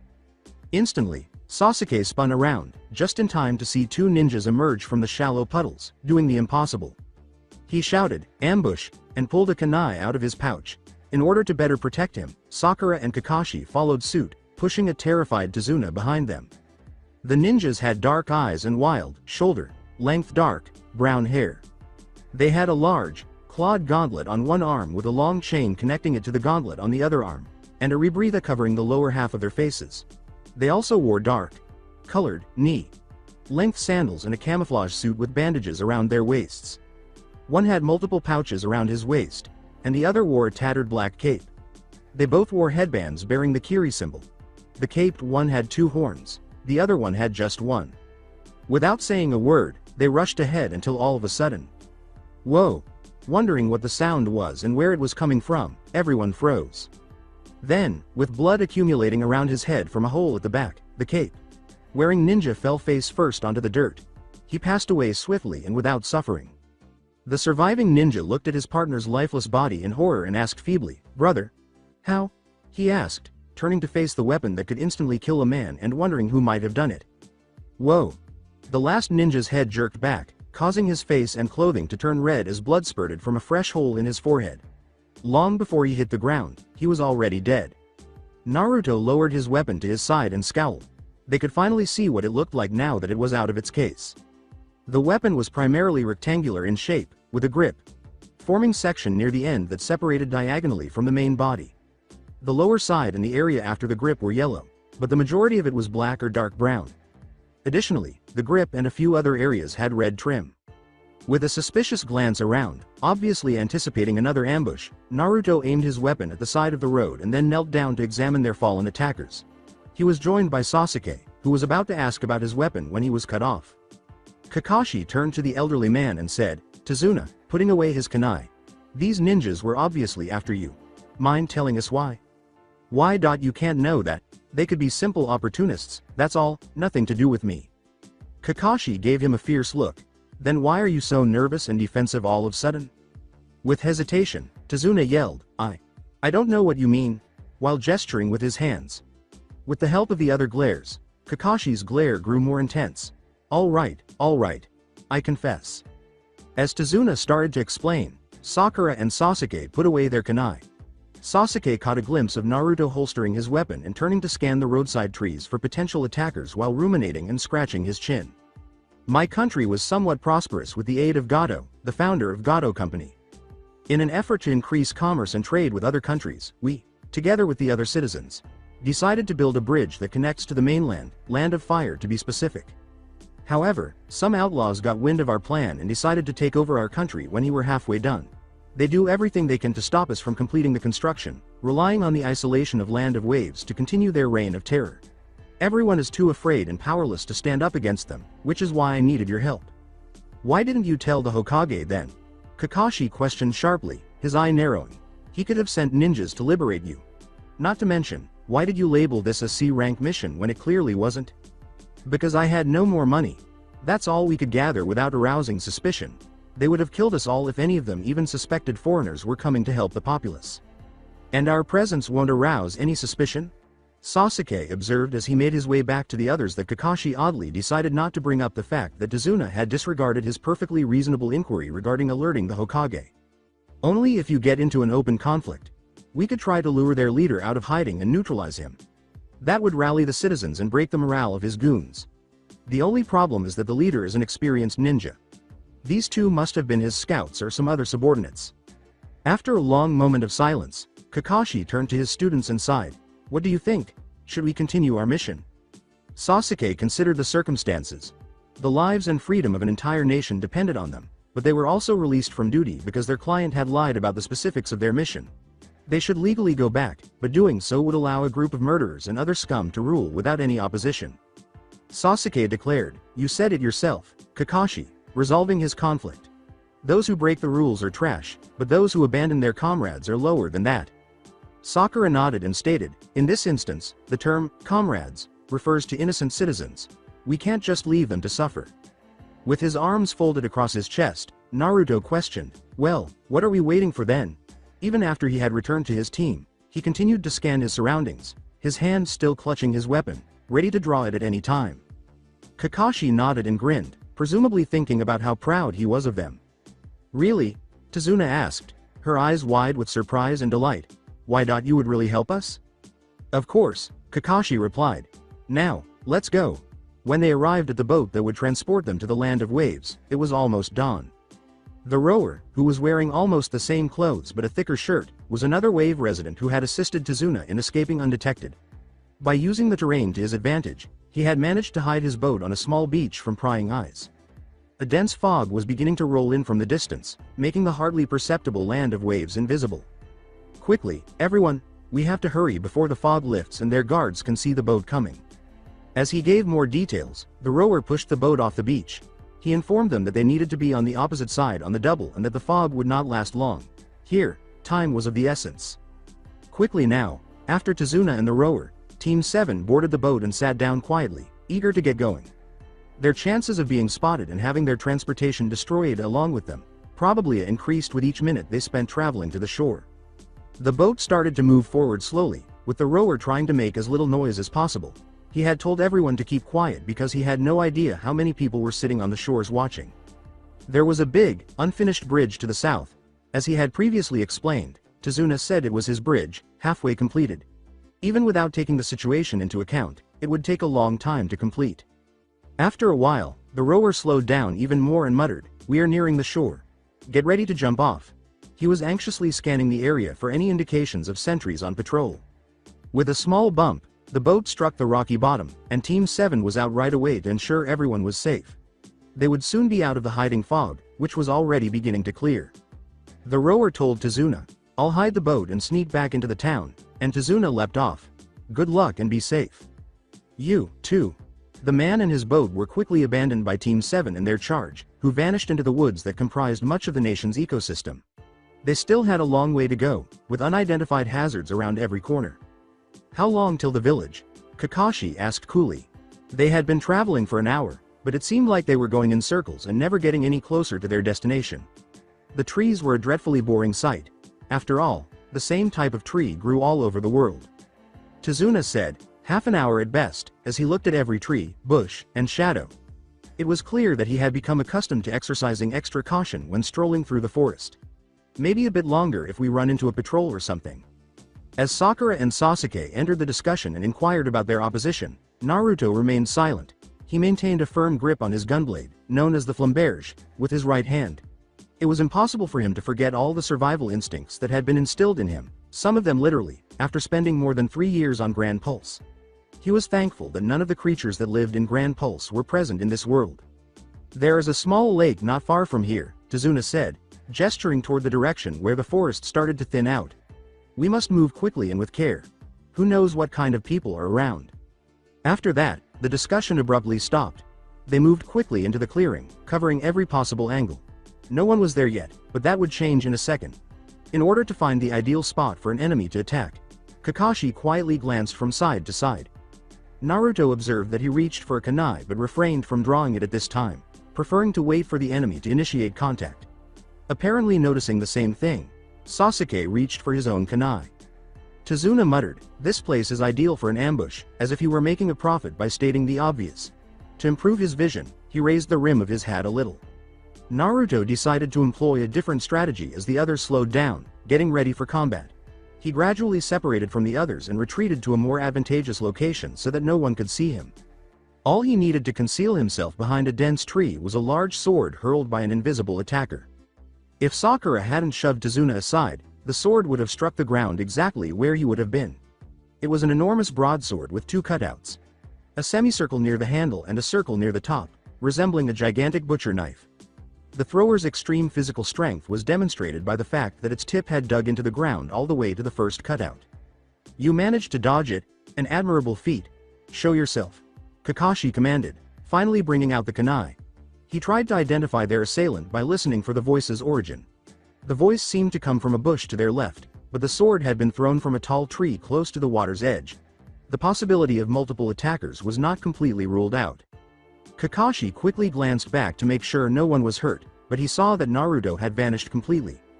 If a genin who had just graduated could disappear without anyone noticing, how could that be possible? A boy wearing a red cape and white coat would seem to stand out like a sore thumb, but he doesn't. "Get Tazuna to safety," he commanded, ready to raise his headband as soon as their assailant made himself known. "Now.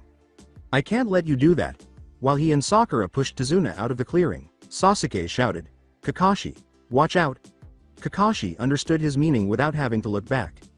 The assailant said, "I'll take this," and landed next to his sword. He had brown eyes, short, spiky black hair, small eyebrows, and a tall, muscular build. The lower half of his face was covered in bandages that resembled a mask. He was dressed in loose, fitting pants with a striped design, matching leg warmers, and mimetic wrist warmers that reached his elbows. He wore the Kiri headband on his forehead and had no shirt on. When Kakashi realized who his opponent was, his eyes widened. "Zabuza Momochi. I should have known it was you after I recognized the Demon Brothers." Zabuza exclaimed, "Copy Ninja Kakashi." With joy. Grabbing the sword by its handle, he was able to raise it off the ground with ease using just one hand. "It is an honor to finally meet you in battle." "The feeling is not mutual." Zabuza's eyes narrowed at Kakashi as he said, "Just give me the old man and I promise I'll let you leave unopposed." Kakashi said, "I'm sorry, but I can't do that," as he removed his headband to show his Sharingan. Sasuke and Sakura could take Tazuna to safety as long as he could keep Zabuza busy. He just had to make sure they weren't pursued by the missing nin. He might be able to neutralize Zabuza with any luck. While the copy ninja prepared his kunai to at least deflect the blows, Zabuza charged, hoping to shorten Kakashi's head. They swerved around trees and other obstructions as quickly as they could. To avoid being discovered, they were staying hidden in the woods and circling the lake. While Kakashi faced the missing nin, they intended to hide on the opposite side of the lake. Sasuke was still unsure of the strategy, particularly since Naruto was nowhere to be seen, but what other options did they have? Keep going to the village? What would happen if Kakashi was unable to overcome his opponent? Tazuna shook like a leaf at the sight of the man, indicating that he was the seasoned ninja he had described. Sakura asked tremblingly, "Do you think Kakashi will be alright?" Tazuna remarked somberly, "He'd better be or Land of Waves won't live past this day." By now he was nearly breathless. When Sasuke heard a twig snap nearby, he nearly stopped but changed his mind because he knew it would be foolish to stop now. His main concern now was not whether there was another attacker or not, he was sure he and Sakura could keep the old man safe. A moment later, they reached a clearing on the opposite side of the lake, where they paused to rest, remaining close to the forest's edge in case they had to flee once more. Sakura exclaimed, "Look," and gestured to the middle of the lake, where Kakashi and the other ninja were engaged in combat while standing on the water's surface. Kakashi appeared to be holding his own right now, occasionally even pushing his opponent back. But he was having a hard time with that large cleaver. Sasuke remarked, he should be okay for now, as he watched the Junin avoid lethal sword swings. Zabuza attacked again, and Kakashi dodged, narrowly avoiding the blade as it flew by. The kick that followed sent him a good meter backwards before he could react. Another swing threatened to cut him from head to groin, but he recovered in time to avoid it. As he raised his kunai to block the next horizontal swing, Kakashi thought, "This is not going well."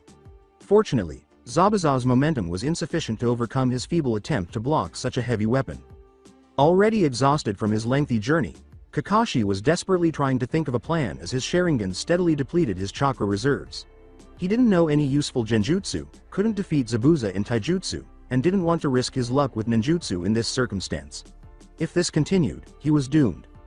Zabuza abruptly dropped his blow, causing Kakashi to stumble forward. He recovered swiftly once more, anticipating another attempt to detach his head from his body, but none materialized. Zabuza leapt away from him, moving his right hand in front of his chin and lifting his left above him. Kakashi stiffened, instantly understanding the method and its intent. Peering over his opponent's shoulder, he saw Tazuna and his students on the far shore, watching them, and his eyes widened. He was aware of this direction.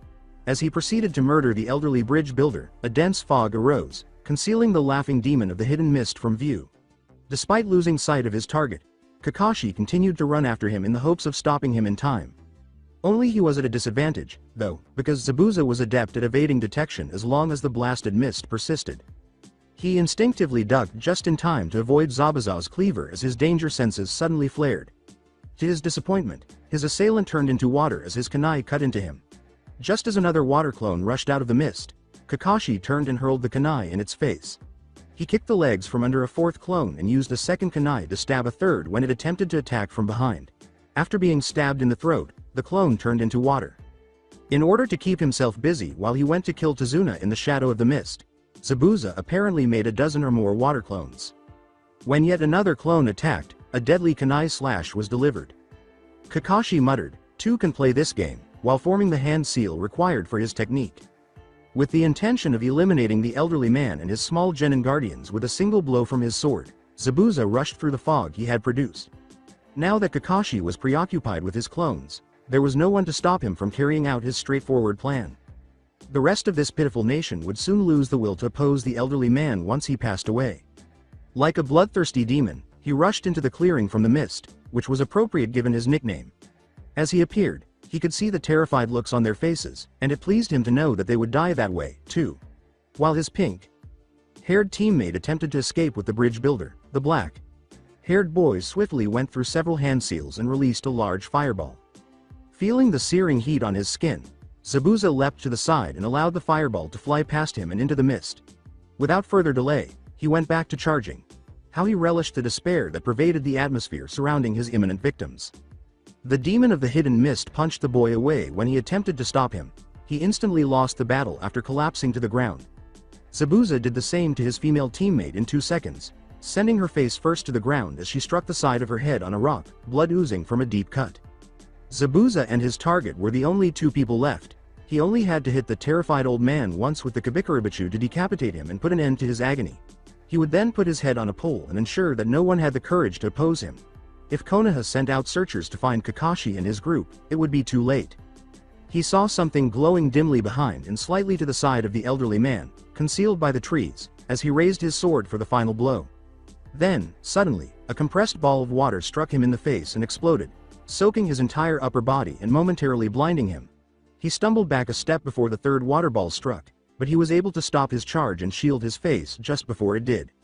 When Zabuza realized the sudden barrage was over, he quickly wiped the water from his face to restore his vision and automatically swung his sword in a circle around him.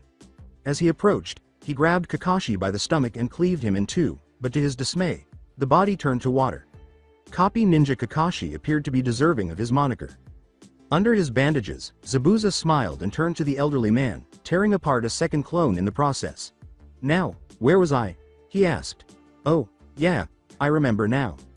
"Stop right there, Zabuza." With a grunt of frustration, Zabuza turned around once more, his cleaver poised to cut the obnoxious ninja to pieces. Kakashi was panting heavily as he emerged from the slowly fading mist, his cursed Sharingan peering into his soul. Zabuza laughed as he threw away the fog, mentally cursing his opponent. "Ah, Kakashi. Did you think your little distraction and clones would stop me? Instead of a dull fight against another A-rank ninja, this was meant to be a straightforward massacre." When he discovered the small rats were skulking around on his property, he was taken aback. When Kakashi noticed his students on the ground, he drew a kunai and narrowed his eyes. The blade of the Kabikurabachu sailed past his head as he charged forward, narrowly avoiding it.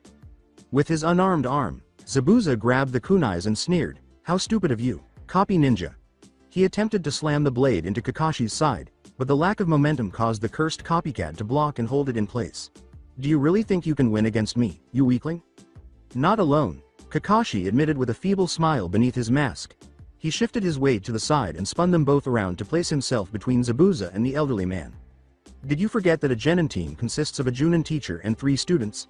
I think you missed one," he said. Immediately alert, Zabuza's head shifted from left to right, searching for the missing Genin.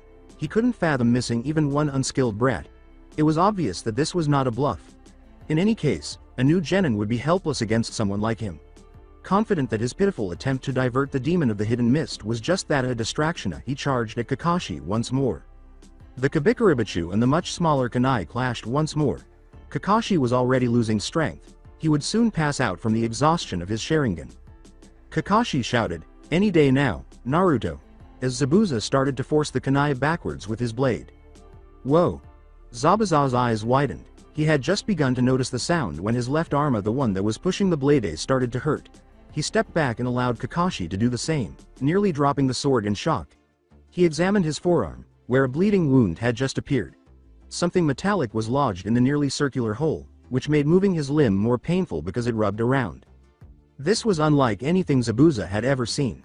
From the bushes to Zabuza's left, a young male voice yelled, "Thanks for ruining my shot, jackass." He knew that this was the missing student Kakashi had mentioned, but he wasn't sure if the words were aimed at him or the copy ninja. A 16-year-old blonde boy appeared, brandishing an odd metal weapon that was probably the source of the unexplained wound. Zabuza pondered whether the young man believed he was a fairy tale hero because of his unusual attire, which included a white overcoat, a red cape, and a strange metal gauntlet.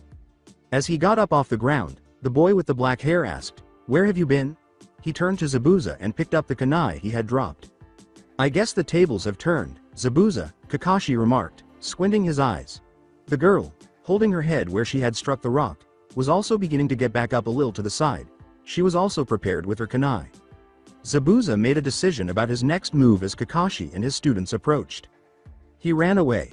Sasuke watched in rage as Zabuza ran out of the clearing and vanished into the forest. Sakura collapsed on her butt and pressed her hand on her head wound, but he was still too stunned by the blow to the head and the subsequent stumble to pursue. She wasn't in any immediate danger because the bleeding had thankfully stopped. With a growl, Naruto holstered his weapon and said, "Great job, Kakashi. If you hadn't attacked, I could have shot him and ended him right then and there." Kakashi was panting heavily and his voice was worn out. "Well, you still got him, didn't you?" he asked. He even refused to look at Naruto, suggesting that he was not in the mood to argue. "I was aiming at his head, damn it." With a sigh, Kakashi put his eyeband back on. He was massaging his temples with his hands as though he had a sudden headache. Not that Sasuke could blame him, but he was worn out and depleted from the fight and the lengthy journey. If he could use his eye after all, Sasuke wondered why he concealed it under his headband. Perhaps he could inquire about that later. Gathering the last of his courage, Tazuna said uneasily, "I think we should leave now. If we hurry we can still get to my house before anyone else finds us." Kakashi was just about to finish saying, "Lead the way, then." When he passed out, He had finally succumbed to exhaustion. Before he could hit the grass face first, Sasuke moved swiftly to catch him. He was shocked when Tazuna assisted him in keeping the Junin upright. "Let me carry him," he said, positioning Kakashi to support the elderly man by wrapping his arm around his neck. "Are you sure you can do that, old-timer?" In return, Tazuna smiled slightly. "This is the least I can do for you right now. You did save my life after all." Reluctantly, Sasuke released Kakashi's other arm and allowed Tazuna to carry him, saying, "If you say so." Naruto approached Sakura and knelt beside her. Sakura's face was pale as she gazed at him while still holding her head. Sasuke gave Naruto a furious look when he asked, "You all right?" without showing any signs of concern. Unsure of her own voice, Sakura muttered, "I can manage." With a heavy sigh, she pressed her arm against her forehead. Naruto urged, "Come on then," and got to his feet. Sakura accepted his hand when he extended it and raised herself off the ground. She was left to stand there alone after Naruto gave her a curt nod and left. After making sure Kakashi wouldn't fall to the ground, Tazuna asked, "Shall we go then?" Sasuke thought about saying, "No," for a moment, but changed his mind. Given that Zabuza was still at large, Kakashi would not have approved of that. After checking that Sakura was healthy enough to walk all the way to Tazuna's house, he turned to face Naruto, who was intently staring in the direction Zabuza had fled in search of him. "Let's go," he concluded. After an indeterminate period of time, Kakashi awoke. His vision refused to focus sufficiently to allow him to discern the specifics of the room he was in, and his head was pounding. He never imagined that he would be so exhausted by chakras. He sat up, moaning, and asked, "Where am I?" He took a moment to look around, hoping that the headache would at least subside so he could move. Then he got up and went toward the door he could just make out. "Are my students here?" Kakashi stumbled as he slowly started to slide the door open. He pushed the door open and dragged himself forward, breathing heavily. Despite his head feeling like it had been struck by a hammer and his vision being so hazy that he couldn't tell which way was up, he forced himself to continue. He heard footsteps approaching him on the wooden floor. Unable to raise his head at all, he attempted to see who it was. He blacked out once more and a disembodied voice asked, "Are you all right?" Sakura inquired, "So, will he be all right?" With a curt nod, Sasuke looked at Tazuna and his daughter, who had just returned and taken a seat. The sight of Kakashi crawling out of his room and then blacking out once more had taken them all by surprise. He was immediately brought back inside, and they were now watching the door in case Kakashi pulled the same prank. In Tazuna's home, Team 7 members were gathered around the kitchen table, strategizing their next move. Tsunami, Tazuna's daughter, had joined them out of politeness and curiosity. After a moment of silence, Sasuke asked, "Do you think Zabuza will find this house?" "Unlikely," Naruto stated bluntly. "Unless he's been following us or knows where Tazuna lives, that is." "Not helping at all, kid," Tazuna mentioned uneasily. He was occasionally looking out the window and at the front floor. Before answering, Naruto chuckled quietly. "Honestly, let's hope he shows up. He's wounded and we have the home field advantage." Tazuna didn't say anything, but she didn't appear at all reassured. Sasuke said, "Anyway, what should we do now?" Although he knew it was the only thing they could do right now, he felt uncomfortable hiding in here. "Wait until the jackass wakes up. He'll figure out something." Sakura shouted, "Naruto, don't treat Kakashi disrespectfully." Naruto was seated at the end of the table to their right, and she was seated on Sasuke's left. It was excruciatingly annoying to be this close to her when she chose to yell at someone. After an hour of rest and a simple bandage, she recovered from her head wound remarkably quickly, acting as if nothing had happened. Naruto abruptly got up from his seat and made his way to the front door, saying, "What's there to disrespect? Idiot decided to screw up my perfect shot and got hurt. He better be sorry when he wakes up. I'll be outside." "But what about patrols? Who knows how many bad guys are out there? You'll stick out easily," Tazuna argued. Naruto sighed and rolled his eyes. With a "fine," he removed his coat. He folded it neatly and set it on the table, as if reluctant to give it up. After that, he took off the metal glove from his left hand and carefully put it over the coat. He left without saying another word and vanished from view, saying, "Don't even think of messing with either." Strangely, he decided to keep his belt and the holster that was attached to it. Tsunami turned to face the kitchen counter and remarked, "I do hope he gets back before dinner." Sasuke said, "Don't worry about him," and he removed the glove and coat from the table. He didn't have either before they graduated, so he couldn't help but wonder where Naruto could have obtained them. He wanted to examine the odd glass-like surface on the glove's hand's back because he was curious about it, but he believed it would have been inappropriate to do so without Naruto's consent. He'll get here when he does. After all, he wouldn't leave these behind. So, Sakura said, we wait for Kakashi to wake up, then? Yes, I suppose we have to. For the remainder of the day, no one saw Naruto. After that, everything had been largely uneventful as everyone awaited Kakashi's recovery. But Sakura and Sasuke did get to meet Inari, Tsunami's son. The boy had been extremely doubtful that they would ever defeat Zabuza and expel his gang of thugs. This was a widespread belief among the people, Tazuna said. Just as the sun was beginning to set, Kakashi awoke for the second time. He inquired about their whereabouts, everyone's health, and whether anyone knew what to do next, among other things. When he learned how Naruto had left the house, he became concerned and inquired as to where he had vanished to. Like all those hours earlier, everyone was back at the table. Tsunami had used what few ingredients she had on hand to make them dinner. Holding his throbbing head in his hands, Kakashi had inquired, "Can I eat in my room? I feel ill and think I need to lay down." The man had responded, "Of course," and had moved away from them. Without their knowledge, the weather outside had changed from overcast to rainy. As they pounded the building, water droplets played their melancholy melody, perfectly capturing the atmosphere. Just as midnight was approaching, there was a knock on the front door. With a kunai in one hand and the doorknob in the other, Sasuke approached the door slowly. In order to protect their son, Tazuna's family withdrew to a corner behind him. To retrieve Kakashi, Sakura stealthily left the room. The door was violently slammed open before Sasuke could get closer than half a meter. When he realized who it was, he dropped his kunai, which he had drawn in surprise. Naruto entered and closed the door after saying, "Can't you even answer the door?" After spending hours in the relentless rain, he was surprisingly dry. When he and Sakura arrived, Kakashi asked, "Where have you been?" Naruto said, "Enjoying the rain," as he passed Sasuke and gazed down at the table. "Where are my things?" After explaining, "I moved them to our room to make space on the table," Sasuke asked, "How are you still dry in that weather?" To which Naruto nodded. As if the solution were the most apparent thing in the world, Naruto snorted. "Been standing under the canopy outside ever since it started raining." "Boys," exclaimed Kakashi, turning to return to his bed, "we can talk about the weather later. Right now, I suggest you get some sleep." Everyone was exhausted from a long day, so there was no disputing that. When Zabuza chose to display his ugly face once more, they had to be prepared. How many more dangerous criminals might be hiding around the next corner was impossible to predict. "So who's the kid?" When the first ray of sunlight fell on Kakashi's bare eye through the window, he awoke.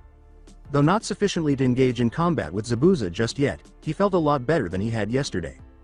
"Good morning." It took a moment for Kakashi to recognize the voice. It was Tazuna's daughter Tsunami, standing in the doorway. He turned to her and sat up. He muttered, "Morning," as he rubbed his eye and checked to see if his students were awake. He was surprised to find them long gone. Tsunami said, "Your students are waiting for you in the kitchen," with a kind smile. "Oh, thank you." Kakashi got to his feet and instantly felt bad about it. He staggered and wobbled, his head already beginning to pound, his vision spinning. Perhaps he was not as well as he had believed. Just before he could topple over, Tsunami grabbed him and said, "Let me help." Like Tazuna, she took his arm and draped it over her shoulders to prevent him from falling. Kakashi said, "You don't really have to," but he didn't really believe that his feet could carry him out of the room. Tsunami smiled at him, and Kakashi realized there was no use in resisting. "Nonsense. You are here to help our country, so this is the least I can do for you. Come on then." As promised, the others were waiting for him when she led him to the kitchen. She left him on a vacant seat beside Sasuke and moved to the other side to sit with her father. Like he had done all night, Naruto sneezed at the end of the table to his right, threatening to keep the entire house awake. Sakura questioned him from behind, "Pardon me, but who is the man missing from this picture?" Tsunami and Tazuna cast sorrowful glances at the table. When Kakashi turned around, he saw Sakura staring at a ripped photo that was always the center of Inari's attention when he was in the room. In sharp contrast to the current state of affairs, the entire family was grinning. "My husband," finally Tsunami said. His name was Kaiza. Though he wasn't his real father and only came into our family later, he and Inari were very close, Tazuna said. He was a simple fisherman who had come here from another land, following his dreams. He saved Inari after some local bullies had thrown him off a pier, and after that they were inseparable. The boy had never known his real father, so you can imagine what it meant to him to have Kaiza in his life. Naruto sagged a little, resting his elbows on the table and listening intently. His curiosity suddenly piqued. At the opposite end of the table, Sakura took a seat. They spent more and more time together like a real father and son, until Kaiza just naturally became a member of our family. Then when this town needed him, he became something more. Tsunami smiled slightly as she said, a hero, and Naruto chuckled softly at one of his personal jokes before sneezing once more. As Tazuna went on with his story, his teammates shot him quick glares of disapproval. A sudden flood threatened our town, and the only way to stop it was to close a floodgate. To do that, someone had to swim through the strong current and tie a rope to the gate so others could pull it close. After saying, and that someone was Kaiza, Kakashi nodded. Tsunami and Tazuna nodded in return. Sakura looked at it once more and questioned, but why is he torn out of the picture? Sadly, Tazuna sighed. What did you call him again? Zabuza and his goons arrived and started terrorizing us. Kaiza tried to stand up to them, but he was killed publicly. The town lost its courage, and Inari his faith in heroes. He hasn't smiled or laughed since. He tore up the picture and took the missing part to his room. I haven't seen it since. Everyone was immediately on guard when there was a knock on the front door. Kakashi and the rest of Team 7 leapt from their seats, and Tazuna took his daughter and fled into the adjacent room. A trembling voice called out from the other side of the door, Tazuna, are you home? Kakashi sensed that whoever it was cautiously scanning his back, as though he was waiting for someone to leap and seize him. I heard your trip was a success. Tazuna walked to the door and motioned for the ninjas to get down. He pressed himself nearly against the door and said, Gato? Is that you? Yes, it's me. Now, please, let me inside. Tazuna opened the wooden door with unexpected speed, and Team 7 sat back down and relaxed while Tazuna led the man inside. He wore a slightly worn suit, was in his late 40s, and was a little shorter, roughly 160. He sat down at the table with Tazuna and said, these are them? Tsunami chose to stand out of courtesy. Yes, said Tazuna. I wasn't able to get anyone else. Kakashi would have maintained that Tazuna ought to have discussed the matter with the Hokage if he had been feeling better. Undoubtedly, Zabuza could have been easily defeated by an experienced Anbu team. When Kakashi realized this was the great Gato Tazuna had mentioned, he asked, what brings you here? He appeared to be a man who had lost everything, which wasn't shocking given the situation, rather than the wealthy, giving man the bridge builder had painted him as. Gato explained, I came to see how things are here, before his face became perplexed. I thought you already knew that. After all, I did inform your student about my visit. As early as I can, is what I said. Naruto, the only team member who had ventured outside yesterday, caught everyone's attention. He gave a loud sneeze and used the back of his hand to wipe his face. Oh, right, that. Sorry, forgot. Kakashi gave a headshake. Naturally, at such a crucial time, Naruto had to get a cold. Wasn't his obvious lack of concern, disrespect, and soloing enough? From beginning to end, this mission was a complete failure. Hard to believe it was you who wounded Zabuza, Sasuke remarked, burying his face in his hand. Speaking of which, what was your plan in the first place? Kakashi was also excited to hear it. If, as he claimed, he had ruined Naruto's plan, he wanted to know what it was so he wouldn't make the same mistake twice. Naruto began to sneeze once more, this time with greater force. Hit him with water to make him stop, take careful aim and then blast a hole straight through his head. He walked out of the room and closed the door after saying, I think I'll go back to bed now. Water? Sakura inquired, perplexed. She turned to face Sasuke and Kakashi, who, like her, shrugged. They all looked at Tazuna, who was thinking while pressing his fist to his chin. Gato beside him appeared perplexed. Tazuna said, so it was him, after all, and nodded his head slowly. Meaning? Inquired Gato, seeking an explanation for their perplexity. When Zabuza was attacking me, he was suddenly hit by these weird water balls. I had thought it was your doing. He gave Kakashi a nod. The Junin remarked, I was not aware Naruto had any such ninjutsu at his disposal.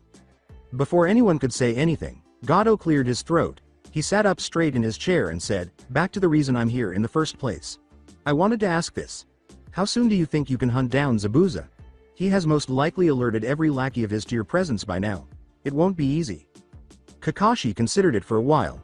It would take a few more days for him to fully recover from the aftereffects of chakra exhaustion. Then there was Sakura's nasty head wound and Naruto's cold. Fortunately, Sasuke had escaped the worst of the punch to the face. However, Kakashi didn't think they could go after a snail, much less a skilled and extremely dangerous ninja, wounded or not, unless everyone performed a miracle and were well by tomorrow. Kakashi replied, I'm afraid we might have to hide here for a while. We are not in the condition to fight right now. Gato said, I understand, and got up to go. He gave a final nod before leaving the house.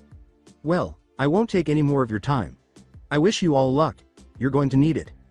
With a melancholy smile, Tsunami occupied the empty seat. Poor Gato. He used to go for walks every day and was always greeted by the people. Now, he has to sneak around like a burglar just to have a simple conversation. Sasuke stared at the door and remarked, his life must be hard. Tazuna remarked, it can't get any worse these days. Kakashi made the bold decision to go outside later that day to provide his students with an activity. Naruto had been left behind with his cold. No reason to worsen his health, after all. Kakashi would have advised Sakura to keep the boy company if she hadn't insisted on going with them. He did not want to put her health at further risk. Looking at the tall trees that encircled the little clearing, Sasuke questioned, so why are we here again? The country appeared to be teeming with them.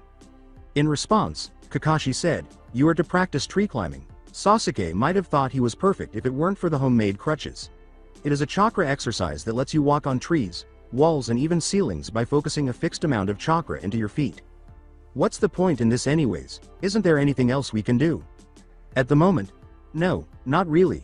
Sasuke's eyes narrowed. He wanted to slap Kakashi at the moment.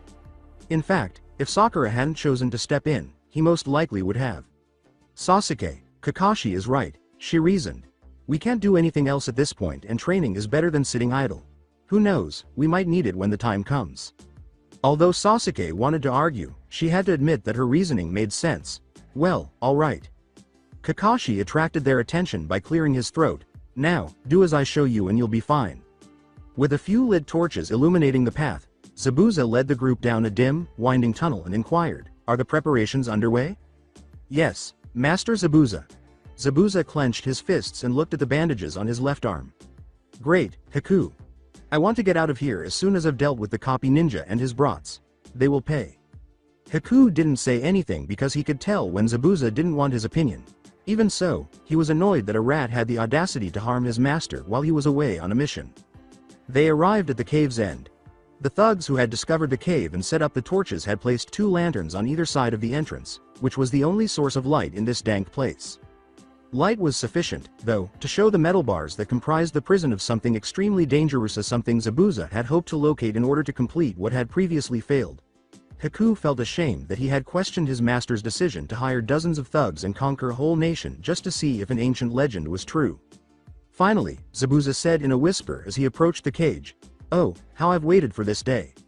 In an attempt to catch a glimpse of the creature Zabuza had his men search the entire nation for, Haku gazed intently into the darkness.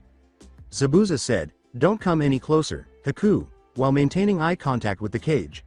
From between 2 bars, a big, gray, skinned hand attempted to seize him and draw him in. Zabuza pushed the hand back in and yelled, "Back off, beast." As its owner moaned pitifully, "You can feed all you want when I release you. The day of your freedom will come soon enough." 3 more hands emerged from the shadows and squeezed the metal bars, causing Haku to take an uncontrollable step back. The bars trembled, barely holding together as the air was filled with tingling howling. It wasn't until Zabuza began laughing that he realized he was smiling maniacally. "Yes. With him by our side, no one can stand before us. I'm taking them to see the bridge," Tazuna declared as he escorted Sakura, Sasuke, and Kakashi into the exit. "We'll be back in 10, maybe 15 minutes. After them, Tsunami shouted, "Be careful out there," as the door shut. When her father chose to go to the bridge in spite of the danger, she had just begun clearing the table after supper. "And off they go," explained Naruto. His expression was neutral as he sat at the end of the table, where he usually sits, leaning his back against the table. "Won't be long before trouble follows." "How can you be so sure about that?" The boy glanced over his shoulder and turned slightly. "Well, it only takes one guy to notice them and alert his boss. Just wait and see." Tsunami was uncertain. Her confidence in her father's security shattered. The poor boy had already endured enough, so she was relieved that Inari wasn't home right now. "Can't you go help them?" As Tsunami approached with the rag, Naruto leaned off the table and said, "Yes, once we're certain they're in trouble. Otherwise no." Tsunami whispered, "I sincerely hope it doesn't come to that. You ain't the only one." Gato was right behind Inari as he hurriedly slammed the front door open. They did not bother to shut the door after themselves. With concern, his mother said, "Inari, what's wrong?" As she was doing the dishes, the blonde Konoha ninja sat at the table beside her. After shouting, "Grandpa's in trouble," Inari hurried to his mother's side. "We saw a thug spying on them when we were heading this way. He has probably informed his boss by now." "What?" The blonde boy got up from his seat and went to the other room, noting, like I said, trouble. Inari's anger toward the boy became unbearable. Where are you going? Grandpa is in trouble, and so are your friends. He hadn't done anything to assist the people for the entire week. He couldn't possibly understand any of it, and he showed no interest in the situation or compassion for those who had to endure daily suffering. The same as all the other foreigners who had ignored the situation. He gave the door a final irate glance before shutting it behind him. I have no friends, and what do you think I'm doing? I need my gear before I go. You should have been with them already, you. Gato sat down at the table and interrupted sharply, Inari, that's enough. He's going to help your grandfather, don't worry. But he. Gato's right, Inari, acknowledged Tsunami. He will help them when gets ready. Now, stop yelling at him, he's doing what he can for us. After that, Inari chose to sit in a chair like Gato and remain silent. He felt even more useless than usual. He always felt that he ought to have done something to help people, to ward off those who would cause them pain, when he visited the town every day for whatever reason. He was only a child, so of course he couldn't do any of that. The boy tapped the back of his metal glove until a tiny light flickered faintly, and the door slid open once more. Well, I'm off to be a hero, he exclaimed, putting his fist in the air as he was adjusting the collar of his excessively large overcoat. Without giving them another look, he made his way directly to the door. Tsunami and Gato yelled, "Good luck," as the boy went outside. He nodded curtly at them before the door shut and he was out of sight. Almost instantly, a rough voice shouted out "Hey, you brat, Santo Wo." And was immediately succeeded by the distinct sound of a man being flung from the pier. The three of them sat in silence until Gato got up and wielded his walking cane as a weapon. He began to march towards the door with an expression of determination that Inari had never seen before. Curiosity prompted Tsunami to ask, "Gato? Where are you going?" Gato paused in front of the door and turned to them, saying, "To do what should have been done ages ago. This is the perfect time for it. The ninjas are fighting against Zabuza. As is your father. He can't be here at the same time. What are you getting at? An uprising?" Gato smiled, seeing their astonished looks. "We finally have a chance to drive out the invaders. If everyone in the village takes up arms against them and the ninjas can eliminate Zabuza, we can finally regain our freedom." Inari whispered, this nightmare would be over at last, realizing what he was capable of. When he realized that he had contributed to his nation's liberation, he would no longer have to feel worthless. He had time to turn his life around. Kaisa's sacrifice wouldn't be in vain, Tsunami remarked as she gazed at the faded photo on the wall. Thinking of the day Kaisa had saved him and all the time they had spent together since, Inari did the same. If he saw what Inari had become after his death, he would likely feel ashamed of him. Gato exclaimed, "Now is the time for action," and hurried out of the house. Inari leapt from his seat and ran after him, but his mother grabbed him by the arm. "Wait, I'm coming with you," his mother said. Her eyes were wide with surprise as she exclaimed, "Inari, where do you think you're going?" To help him, of course. Despite his best efforts, he was unable to escape Tsunami's hold. "He's right, and I can't afford to just sit in a corner and cry when I should act. I'm doing what Dad would do, I'm off to be a hero." Tsunami grinned and released him. "Well, you're not going alone." Inari nodded and returned the smile. Gato was just a second behind them as they dashed out the door. Kakashi remarked, "I must say, this bridge is quite something," while looking over the edge. At least a dozen meters was the length of the drop, and the currents appeared to be quite strong right now. He didn't think anyone could make it down from here alive. "Thank you," Tazuna joyfully cried as she gazed off into the distance. When all of this was over, he was probably considering completing the bridge. As he had stated, the bridge was halfway completed. Without taking her eyes off the water below, Sakura said, "Shouldn't we start heading back already?" With only Sasuke's hand supporting her, she was perilously stooping 50 degrees from the horizontal to gain a better view. On the other hand, Sasuke was standing behind the railing, struggling to hold himself in place and prevent his grip from breaking. Kakashi had to question how Sakura had convinced Sasuke to assist her in the first place. "I think so," Tazuna finally confessed. "Can't let my daughter get too worried, now can I? Not to mention Inari." Sakura turned her gaze away from the water below and said, "Okay, Sasuke, you can pull me up now." There was no need to repeat it to Sasuke. Immediately, relieved that he was no longer required to hold her steady, he pulled her up as quickly as he could. They joined the adults close to the bridge's incomplete end after Sakura leapt over the handrail. To their surprise, Zabuza's voice said, "Leaving so soon, huh?" When they turned around, they saw him standing nearby, his sword resting idly in his hands. His left arm, where Naruto had injured him during their previous encounter, was bandaged, and he was wearing a black, sleeveless shirt this time. Whispering, "Get ready to run," Kakashi shoved them away and pulled out a kunai. "I'll hold him off as long as I can." Sasuke asked, getting ready to flee, "Are you sure of this?" Kakashi appeared confident, but neither Sakura nor Tazuna were any more certain of this plan of action than he was. Zabuza prepared his sword and Kakashi charged at him, saying, "Just go already, I'll make sure you can escape." The others rushed past them as they clashed. Zabuza shouted, "Don't think I came alone this time," as he leapt to avoid Kakashi's blade. Raising his sword for a powerful swing that would split his opponent in two, he kicked the copy ninja away. The Tazuna was suddenly confronted by a huge ice mirror, from which a figure emerged. He was dressed in a split, knee-length skirt of the same color and a moss green, striped turtleneck sweater. He wore a brown sash with a fringed trail around his waist twice and a green haori with white trimmings on the outside. In addition, he wore light brown platoon sandals and a white mask with the Kirigakure symbol on the forehead, thin, curved eye holes, and a red wavy design in place of the mouth. Sasuke charged the new attacker to stop him from attacking Tazuna before he could do more than step out of the melting mirror. Taking this as a sign, the elderly man kept running alongside Sakura. When Naruto emerged from the forest's edge, the two were nearly at the end of the bridge. He appeared to have run from Tazuna's house all the way here. He showed that he was serious by donning his overcoat and glove. As they came to a halt within 2 meters of one another, Sakura said, "Naruto, what are you doing here?" She was glad he was here, even if it didn't show. Naruto gestured toward Tazuna. He inhaled deeply and glanced past them. "Your grandkid saw someone spying on you and told us. I came as fast as I could." His words, "It seems trouble came earlier than expected.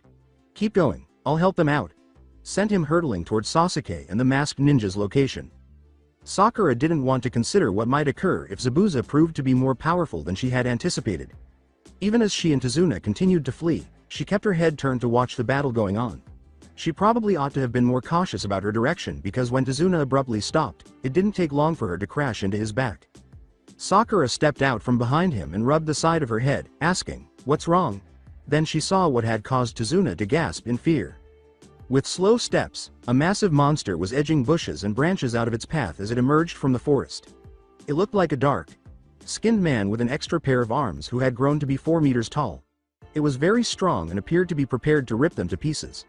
But it was its face that attracted their attention. Its big mouth was toothless, and its eye sockets were empty. But even without eyes, it appeared to be staring right at them. Tazuna took her time asking, "What is that thing?" The monster took 1 step forward for every one he took backward in fear. It glared at them, snarling as it approached. "I don't know. What the hell happened to you, man?" Zori asked, reaching out to help his partner, who was clinging to the pier's wooden pillar in an attempt to stay afloat. Waraji grabbed the offered hand and yelled, "It was the kid I told you about, the one I saw during the rain. I was going to grab the old guy's family when he ran out and kicked me off the pier. I told you to wait while I went to inform the boss." "Well, I wasn't going to waste time waiting for you when that Gato guy was there. I knew we should have kept an eye on him. He's been in cahoots with those ninjas this whole time." Someone tapped Zori's shoulder as he started to pull his partner up. "Excuse me." His partner and he staggered off the pier and into the water as he turned his head just in time to be struck in the face by the flat side of an oar. Pulling himself to the surface, he turned back to the pier, checking that his hat had not fallen off. "You are not welcome here," shouted a man at the head of a small group of people while holding an oar. "Leave now or we will make you leave." Zori shouted back, "Wanna bet?" as Waraji snarled and attempted to scale the pillar he was clinging to. Waraji lost his grip as the same oar struck his right eye, which was covered by an eye patch. Zori decided he didn't like these odds after all, as the resolute crowd menacingly brandished their makeshift weapons. "Let's get out of here, Waraji, but just swim." Sasuke searched frantically for a way out of the dome of ice mirrors in which he had become imprisoned.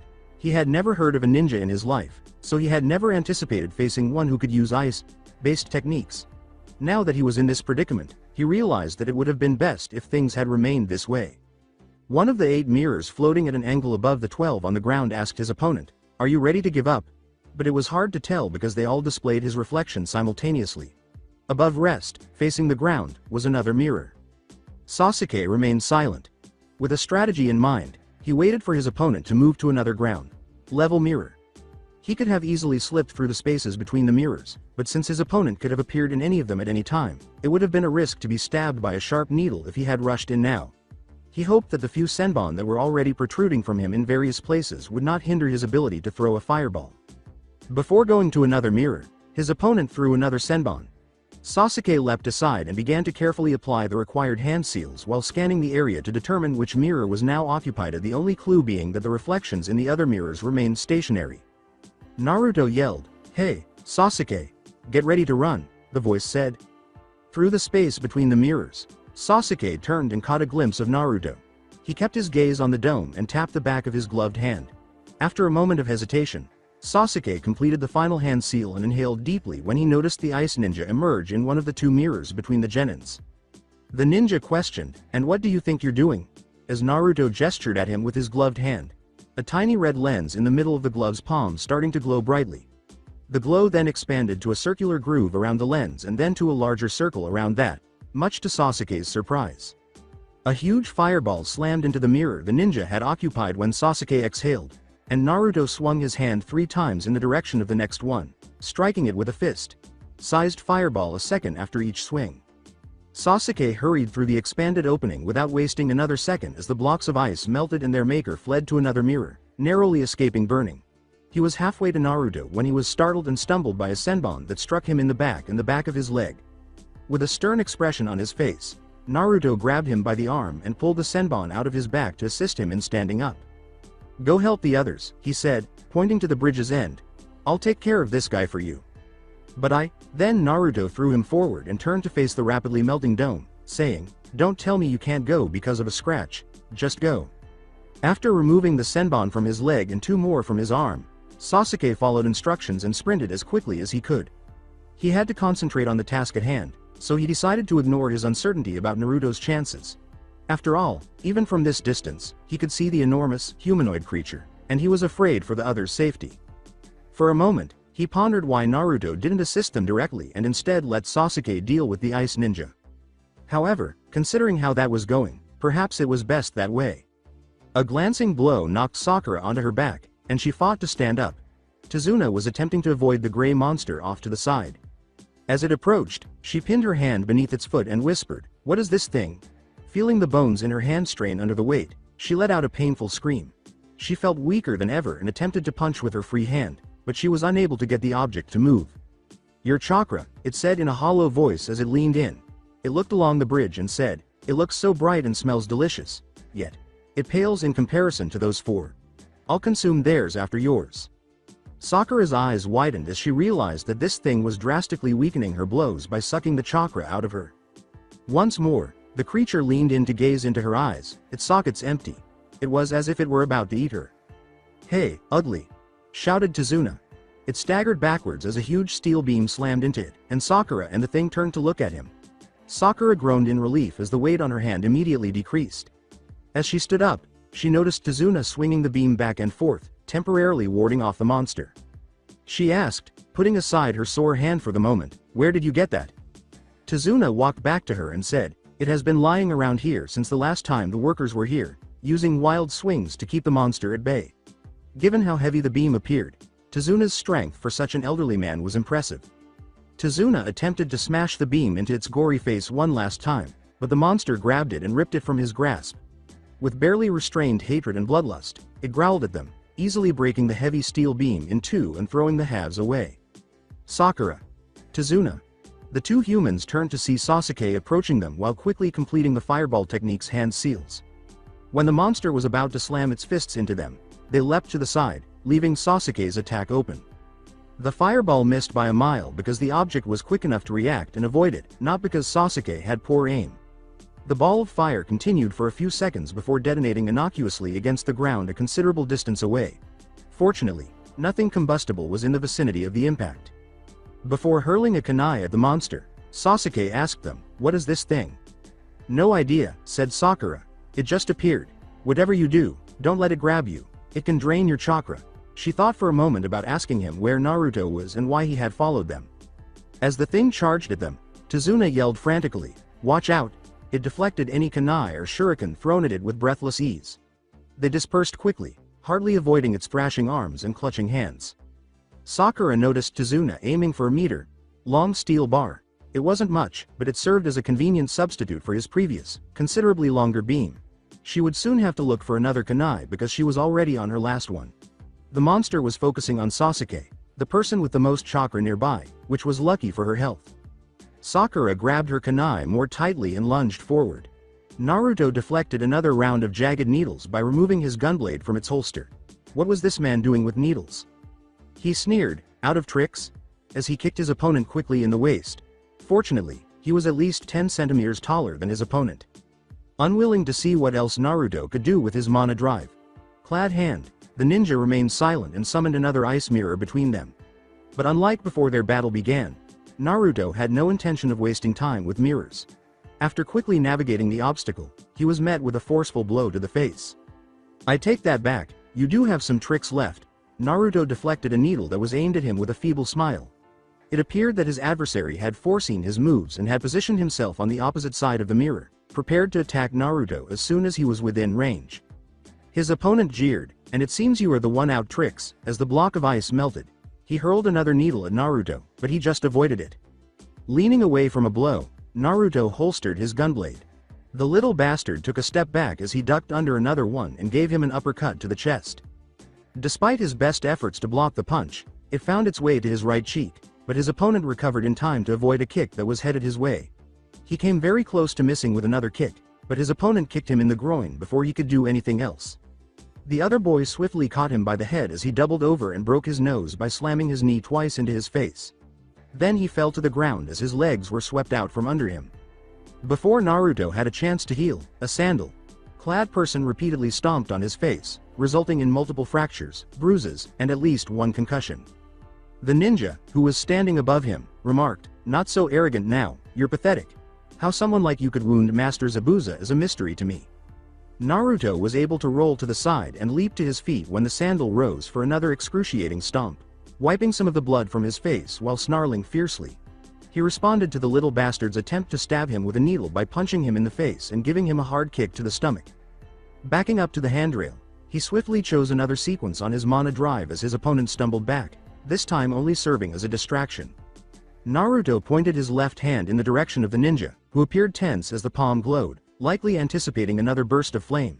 But this time, there was only water instead of fire. When his opponent attempted to dodge the first water ball, it struck him in the shoulder. The second struck him in the chest. Then he was suddenly struck by a lightning bolt from above. As the electricity flowed through his body, he twitched and spasmed, barely managing to stay upright. Naruto halted at the very edge after scaling the handrail. At last, the other boy stopped twitching and began searching through his hand seals for a technique until he realized Naruto's precise location. Naruto snapped his fingers and fell off the edge without hesitation or fear. Looking at the powerful currents below, Haku leaned on the handrail and asked himself, why did he do that? The body had just washed away, and nobody could have survived such a fall from this height. Did he really decide that suicide was the best way out of this? What a coward. Immediately beneath him, something fell to the bridge. With caution, Haku glanced down and saw that it was a piece of his mask. It had apparently been broken by the blows he had taken from the Konoha ninja. Haku had to admit that he was stronger than he appeared. One piece fell off, followed by another. Reluctantly, Haku took off the mask to examine the damage and determine whether it could still conceal his identity. He typically wore the mask to either approach his target for a kill or to pose as a hunter-nin in order to save Zabuza when things went wrong. This might be bad, he frowned and thought in silence. The entire lower right portion of the mask was already disintegrating, and there was no assurance that the remainder wouldn't do the same eventually. Haku sighed and let go of the mask. He would need to get a new one, but right now he was more concerned with killing Konoha ninjas. He was disappointed to discover that he only had one senbon left after hurriedly checking to see if he had enough to neutralize his enemies. Some of the ones lying around would need to be picked up by him. Haku was about to move away from the railing when he suddenly felt a strange coldness come over him. He observed the steam from his breath and the snowflakes that were gathering around him. He initially dismissed it as a figment of his imagination and didn't give it any thought. But less than a second later, the temperature around him dropped so sharply and abruptly that the sweat on his skin and the water on his clothes both painfully and instantly froze. He muttered, "How?" as he felt the melting frost freeze once more and then repeat once more. How could this have happened? Who could act in such a manner? This was being done by whom? His body numb from the sudden cold, He asked himself those questions in his mind. A sharp blade sliced diagonally across Haku's back, causing him to scream in agony. Shocked, paralyzed, he stumbled sideways and collapsed to his knees. He was finally able to turn around and confront his assailant because the frost that had been covering him had already begun to melt quickly. With wide eyes, he yelled, "You!" and was struck in the face as soon as he finished speaking. Painfully, his head struck the railing. He could only ask, "But how?" before a vicious kick struck the side of his head against the steel, causing a nasty concussion. His head was pressed against the concrete as the irate Konoha boy took him by the shoulders and yanked him to the ground. Raising his fist for a blow, he placed his knees on Haku's shoulders and straddled his chest. Normally, Haku would have grinned with sadistic delight when his face was marred by blood and bruises, but not today. The boy snarled in anger and started beating his face like a furious animal. Haku had no idea how long it went on or how many times he had been struck. As soon as the fists began beating his face with increasing speed, he lost all sense of time. The weight on top of him eventually dropped and the beating ceased, but the harm had already been done. Haku's face was covered in blood and bruises, severely impairing his vision, and his head felt like it was going to burst from the sheer agony. If he survived this ordeal, he would be useless to Zabuza for a very long time. Haku got up slowly and cautiously, refusing to be perceived as useless, and attempted to find the Konoha ninja, his hand automatically reaching for his final senbon. He wouldn't have known if the boy was directly in front of him because he couldn't see more than half a meter ahead. In a desperate attempt to catch a glimpse of his opponent's ridiculous red cape or white coat, he glanced around wildly. Was he really a hero in his own eyes? "I guess you could say," the weary voice of the blonde boy behind him said, "that we are now even, aren't we, pretty boy?" When Haku turned around, all he saw was an angular object aimed directly at his face. He didn't see that damned Konoha ninja, and he couldn't make out any details. Even though his sight was no longer useful, his hearing was still functional. Ahead of him, perhaps 2 meters away, there was Panting Dead. At this point, all Haku had to do was whoa. He swung his sword around to meet the charging copy ninja as a shuriken flew at him, and he leapt to the side. He nearly stabbed his final kunai into his side, but he was able to dodge just in time thanks to that damned Sharingan. Zabuza roared, "You are beginning to irritate me," and kicked his opponent away. He attempted a two-handed swing this time, which was meant to split the irritation in two. Kakashi laughed and jumped back easily to avoid the sword's tip. "My pleasure," he exclaimed. "Die already." Zabuza wished to see the copy ninja dead because he was already tired of him. In an attempt to strike the fleeing rodents, he swung his sword from left to right. Zabuza saw his opportunity when Kakashi's back finally touched the railing. He lunged forward to skewer the bastard, but the imitator moved out of the way just in time, causing the blade to sever the handrail instead. "Stay still, you weakling!" Zabuza screamed, bringing his sword up to block Kakashi's thrown kunai. He was grateful that neither of them had the time to perform the necessary hand seals for anything because of their close proximity. After all, Zabuza was best at close combat, and he was determined to succeed despite his left arm's ongoing pain. When he stood up again, Kakashi kicked him in the lower back after rolling under another sword swing. When the sword nearly beheaded him, he stopped trying to seize a kunai that was on the ground. Just a centimeter separated him from the blade as he leapt to the side. Zabuza scowled as he began to go through a series of hand seals, stepping back and letting his sword rest against him. For now, a little mist would work. Whoa! Zabuza knew that sound very well and froze before he could complete the first seal. It was the weapon of that damned boy. Anticipating yet another hole in himself, he gazed down at his arms and body. Zabuza turned around in time to see Haku's lifeless body topple over, blood accumulating around his head, but he found none and was filled with fear. Over him, the boy stood, panting, his weapon lowered. He raised his weapon slightly in case he was attacked again and turned to glare at Zabuza. "No, Haku! You brat, you don't understand me either." Zabuza gripped the Kabikarabachu tighter. He needed to get rid of someone first, but he was almost ready to exact revenge on Haku. A moment later, Zabuza heard a strange sound behind him that he couldn't quite explain. His danger senses flared, and he wondered for a moment what it might have been, urging him to turn around before it was too late. Then he recalled a passage he had read about Kakashi that dealt with one of his techniques. Kakashi shouted, "Lightning cutter," presumably to get Zabuza's attention and emphasize how screwed up he was. Zabuza turned back around, his eyes wide, and raised his sword for a quick blow, but it was too late. Without encountering any opposition, the electricity-covered fist smashed through his rib cage and vital organs, instantly taking his life. The Kabikarabachu fell uselessly from his grasp, and when Kakashi withdrew his hand from his chest a second later, he joined it on the ground. It was finally the end of the demon of the hidden mist's reign. The creature screamed in anger and thrashed wildly. It attempted to capture Sasuke to satisfy its desire for his chakra and just missed Tazuna's head with a punch that removed his hat.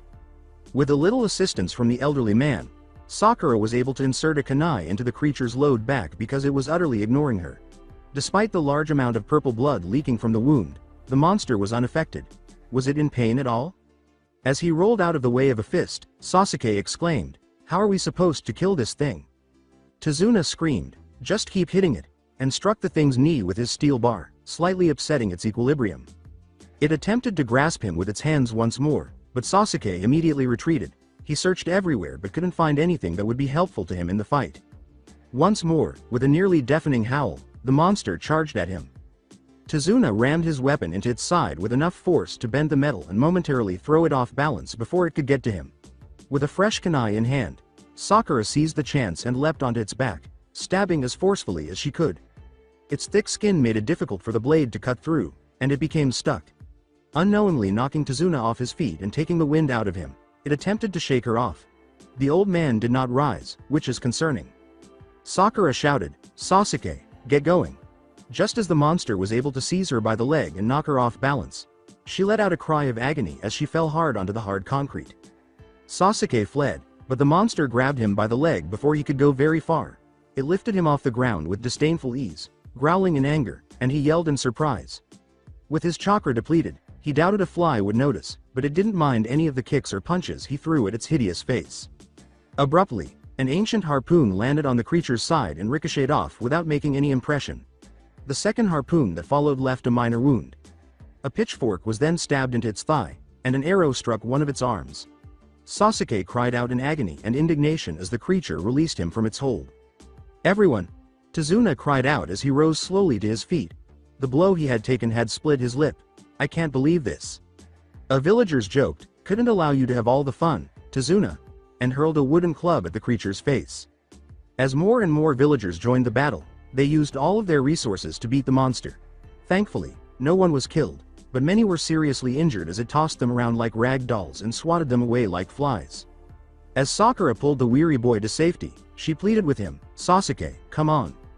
Sasuke was taken aback when Inari showed up to assist Sakura and led them to his grandfather, who was standing far away, leaning on his daughter and Gato. His eyes widened in surprise when he realized he could see their chakra moving about their bodies. "Sasuke, your eyes." Sharingan.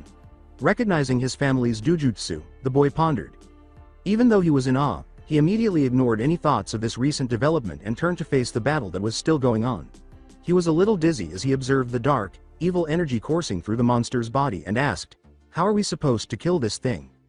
Tazuna said, "Hey, kid," towards him. "Can you use that fancy fireball of yours again?" Before the others were able to free him, Sasuke saw the monster lift an elderly villager off his feet and attempt to suck his life out. The man clenched a fist and appeared exhausted as he limped out of the confusion of the fight and fell to his knees, particularly to his Sharingan. "Yes. Just make sure you don't hit any of the villagers." When he formed the first hand seal, Sasuke stumbled and stepped closer to the battle. Even though Tazuna's remark was innocent, he couldn't stop worrying about what might occur if he missed it. Zabuza, the monster, and the ice ninja had all avoided the great fireball technique, which he had never used successfully against a live opponent. But what if it failed? What if the creature could withstand it? What if, instead, he struck the villagers? He turned when he felt a hand touch his shoulder and saw Sakura grinning at him, her face agitated. She said, "You can do it, Sasuke," and released her grip. "We're all counting on you." Observing the broad, supportive smiles the others were giving him, Sasuke nodded. He briefly closed his eyes before beginning to go through the required hand seals. Sakura yelled, "Everybody get out of the way." When Sasuke completed the final seal and inhaled deeply, Tazuna repeated, "Everybody out of the way." A villager standing a short distance from the fighting crowd yelled, "Everybody out of the way," and the locals dispersed as fast as they could, leaving the perplexed monster alone. With a sigh, Sasuke sent a huge ball of fire hurtling toward its target across the bridge. His red eyes immediately turned back to black as he collapsed to one knee from exhaustion. "No!" the monster roared, shielding itself with its hands in front of it. When it hit true, the fireball engulfed it in flames. The creature howled even louder than before as it made a desperate attempt to extinguish the fire that was burning its skin. It thrashed around for a while before the flames finally overcame it and it fell backwards, still burning and smoking. As people checked to make sure the thing was actually dead, a strange silence descended across the bridge. The villagers cheered and threw their weapons into the air when it was confirmed. Sakura lifted him to his feet and guided him to the others, and Sasuke grinned. Even though he was exhausted and his legs were wobbly, he felt fantastic because he had just saved countless lives from that monstrous creature. Gato patted the elderly man on the back and said, "I have to admit, Tazuna, I had some doubts about our success, but I'm happy to be proven wrong." "Thank you," Tazuna exclaimed, coughed a little, and went on. "This is your doing, I presume." "Yes. We drove out Zabuza's thugs and came here as fast as we could. And just in time, too," Inari exclaimed with a beaming smile. Tsunami and Tazuna both grinned as they placed their hands on Inari's hat. "Oh, I can see that, Inari. I'm so proud of you."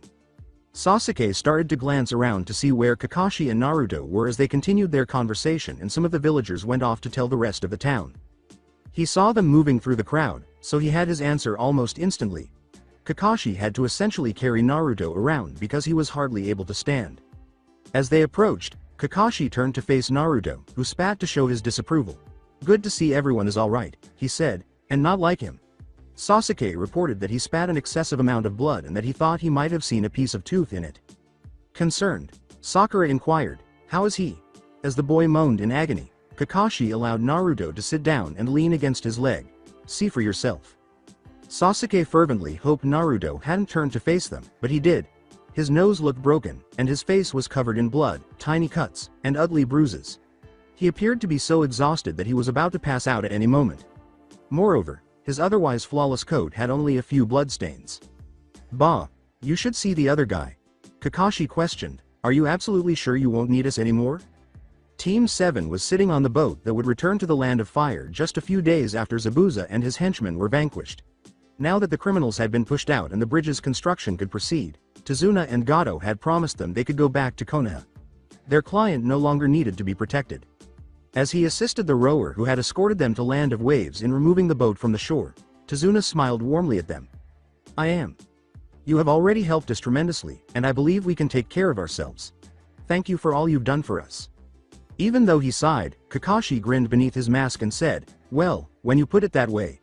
Even though Zabuza had been killed and his thugs had escaped, he was still a little upset that Tazuna had decided to leave out important information about this mission. The Land of Waves was once again free, and amazingly, the battle with the Grey Monster, whatever it was, had not killed any of the villagers. There was no need to hold your anger toward him. As the rower boarded the boat and they set out to return to Konoha, Tazuna shouted, "Farewell, my friends." Except for Naruto, who merely scowled, everyone waved. He had several band-aids applied to his face and a bandage wrapped around his head. Some of his cuts and bruises were still visible, but they had mostly healed. According to the village doctors, he might have a fractured skull, but it would heal if he didn't hit his head on a wall or anything. Sasuke said, "You sure don't change at all, Naruto," in a lighthearted manner. Facing the stern, the two were seated in the center of the boat. "Fuck you, too." With a sigh, Kakashi pressed his palm to his forehead, anticipating a headache. "Boys, please, be quiet like Sakura." The girl in question was sitting at the boat's bow when she gave the scowling boys a big smile. After giving Sakura a brief glare, they decided to keep quiet and gaze off the boat.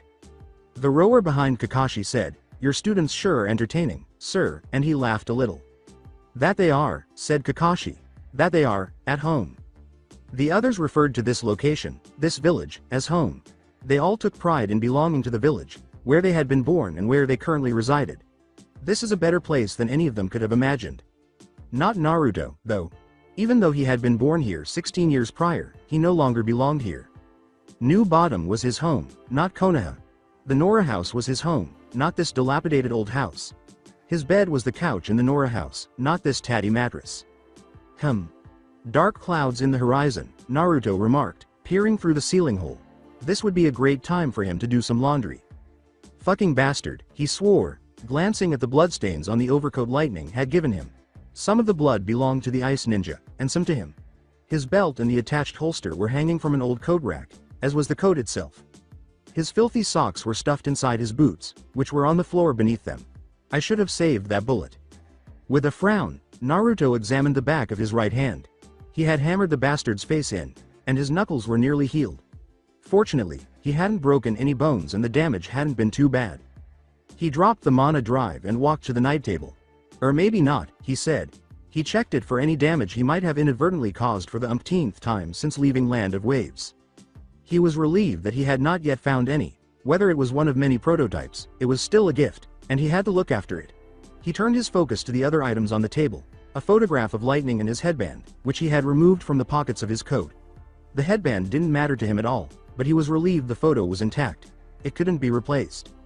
He noticed how filthy his shirt was when he looked down at it. It was nearly completely covered in blood, sweat, and grime. He would also need to wash it.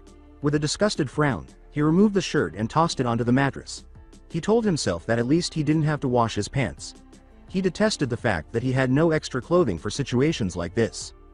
In the distance, thunder roared. Sighing, Naruto pulled his coat and shirt together while glancing up at the sky. He had to move quickly. Gintara remarked, "Naruto hasn't visited in a while," as Danzo entered through the rear door. "Do you think something has happened to him?" Danzo gave a headshake. He resisted the impulse to say, yes.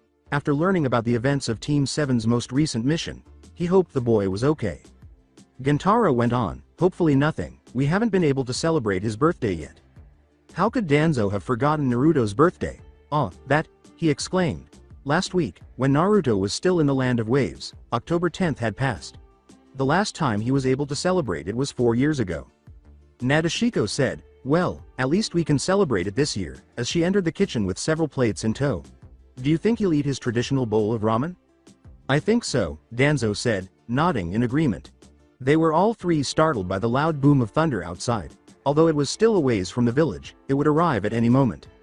"All right, let's concentrate on the task at hand. Naruto will visit when he has the time. Understood?" "Yes, Danzo." As he entered the clearing, Kakashi inquired, "Any news about Naruto?" The third training ground was the same location where he had administered the test to his students. In his view, it was an ideal and comfortable setting for a team meeting. "No, nothing," replied Sasuke. Sakura and he were seated on the damp log. "Do you think something has happened?" "Most likely he's staying in bed to recover. You do remember what his face looks like, right?" "Don't remind me," Sasuke mumbled, squeezing his nose bridge. How could he have forgotten such a thing? If Naruto hadn't used his odd weapon for a fast kill, as he did with the Demon Brothers, the Ice Ninja must have been a very strong foe. "So, considering he isn't here," Sakura said, following a brief pause, "what are we going to do now?" Kakashi let out a sigh. "Well, I was supposed to ask you about attending the Chunin exams, but I need all three of you to agree on it. They start in 2 weeks and I need to know beforehand. Does either of you know where Naruto lives so I can notify him about this?" Sakura and Sasuke exchanged glances before giving each other a sheepish shrug. Incredulous, Kakashi questioned, "You don't know? Does anyone in this village know? I've asked around, and people either don't know Naruto or where he lives." His pupils merely mimicked their previous motions. Kakashi shook his head and let out another, heavier sigh. If no one knew where the last member was, how was he going to sign them up? As though the boy wasn't already completely unknown. Sakura inquired abruptly, "Have you asked Elder Danzo yet?" "Excuse me." Kakashi didn't understand how the esteemed elder could know anything about this, but he was open to anything that would enable him to carry out his duties. Sakura gave another shrug. "Well, Naruto seems to be friends with him or something." Sasuke nodded to himself and remarked, "Yeah, they seem pretty familiar with each other now that I think about it. Naruto even calls him, old man." Kakashi arched a startled eyebrow. "I guess I'll try asking him. Anyways, since there's nothing more for today, I suggest you go home." Sasuke's question, "Wait a second, are you saying we came here for nothing?" was a little unexpected because Kakashi had anticipated Sakura would object more than he did. "Well, you now know about the Chunin exams," acknowledged Kakashi. When he noticed his pupils infuriated, a tiny smile appeared beneath his mask. They were glaring daggers at him, cursing his name and his antics in their little heads as they began to leave. Kakashi laughed to himself and walked away from his students. He needed to meet with an elder. "Well, no wonder I've been waking up at the most untimely hours." Danzo pondered why the little pocket watch he had given was so instructive. It was a very old device, somewhat rusty in spots, and hardly functional. Ever since he had taken over his parents' business after being forced to retire from his ninja career due to injuries, it had been at the bottom of his cabinet. With curiosity, he inquired, "What do you mean?" Naruto looked away from the watch he was holding. Well, it seems this world has 24 hours in a day, which has caused me some minor problems, with sleep mostly. So, you're saying Grand Pulse doesn't have a 24-hour day? Correct. Naruto examined the watch once more, rotating it back and forth. I've gotten used to a 20.6-hour day over the years. HMPH, I should have noticed this earlier. It sounds like a truly interesting world to live in. Naruto turned to him and nodded. Oh, you have no idea, he said. A portion of one of his teeth was missing, as his broad, toothy smile showed. This only made his battered and bruised face more unsettling. Well, thanks for the food and all, old man. Now, if you'll excuse me, I have to go see how my coat is drying. When Danzo heard it, he let a tiny smile cross his lips. He had pondered why Naruto had arrived without his signature overcoat, but now he realized it was due to yesterday's rain. Why hadn't he thought about that? Naruto said, "Great to be back home at last," and then, as usual, he went out the back door. Danzo sighed, wondering how much the boy had changed from living in a different world. He felt as though Naruto had coerced his final remarks into being more than they were sincere. Was he not at all pleased to be back? From the doorway, Nadeshiko said, "Danzo, there's someone who wants to talk to you. He says it can wait if you don't have time." Danzo looked at her with an inquisitive expression. "Let him in," he said, pausing for a moment to reflect. After giving a nod and turning around to speak, Nadeshiko left.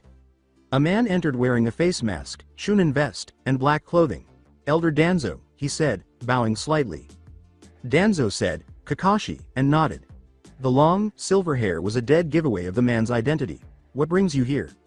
"Well, I was told you and Naruto know each other, so I came to ask if you know where he might live." Danzo's eyebrows went up.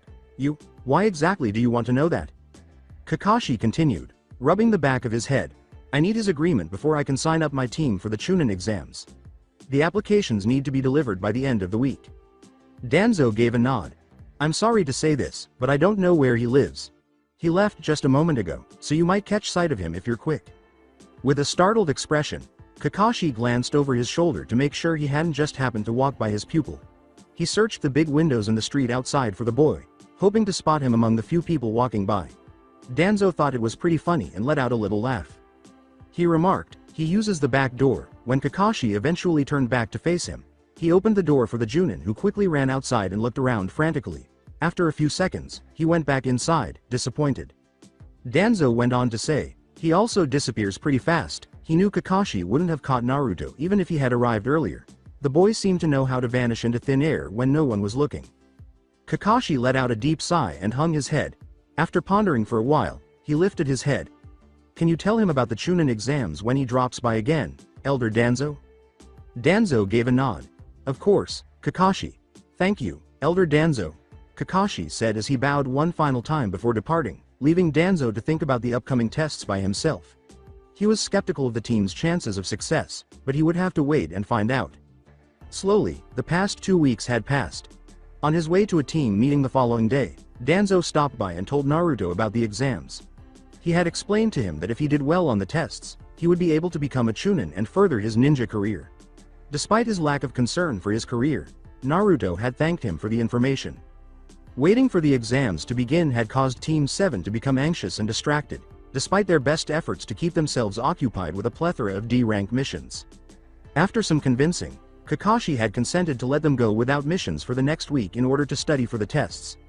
Naruto had stayed in his house most of the time, only going out to say hello to old man Danzo and grab a bite to eat. With the exception of a few minor bruises, the majority of his wounds had healed.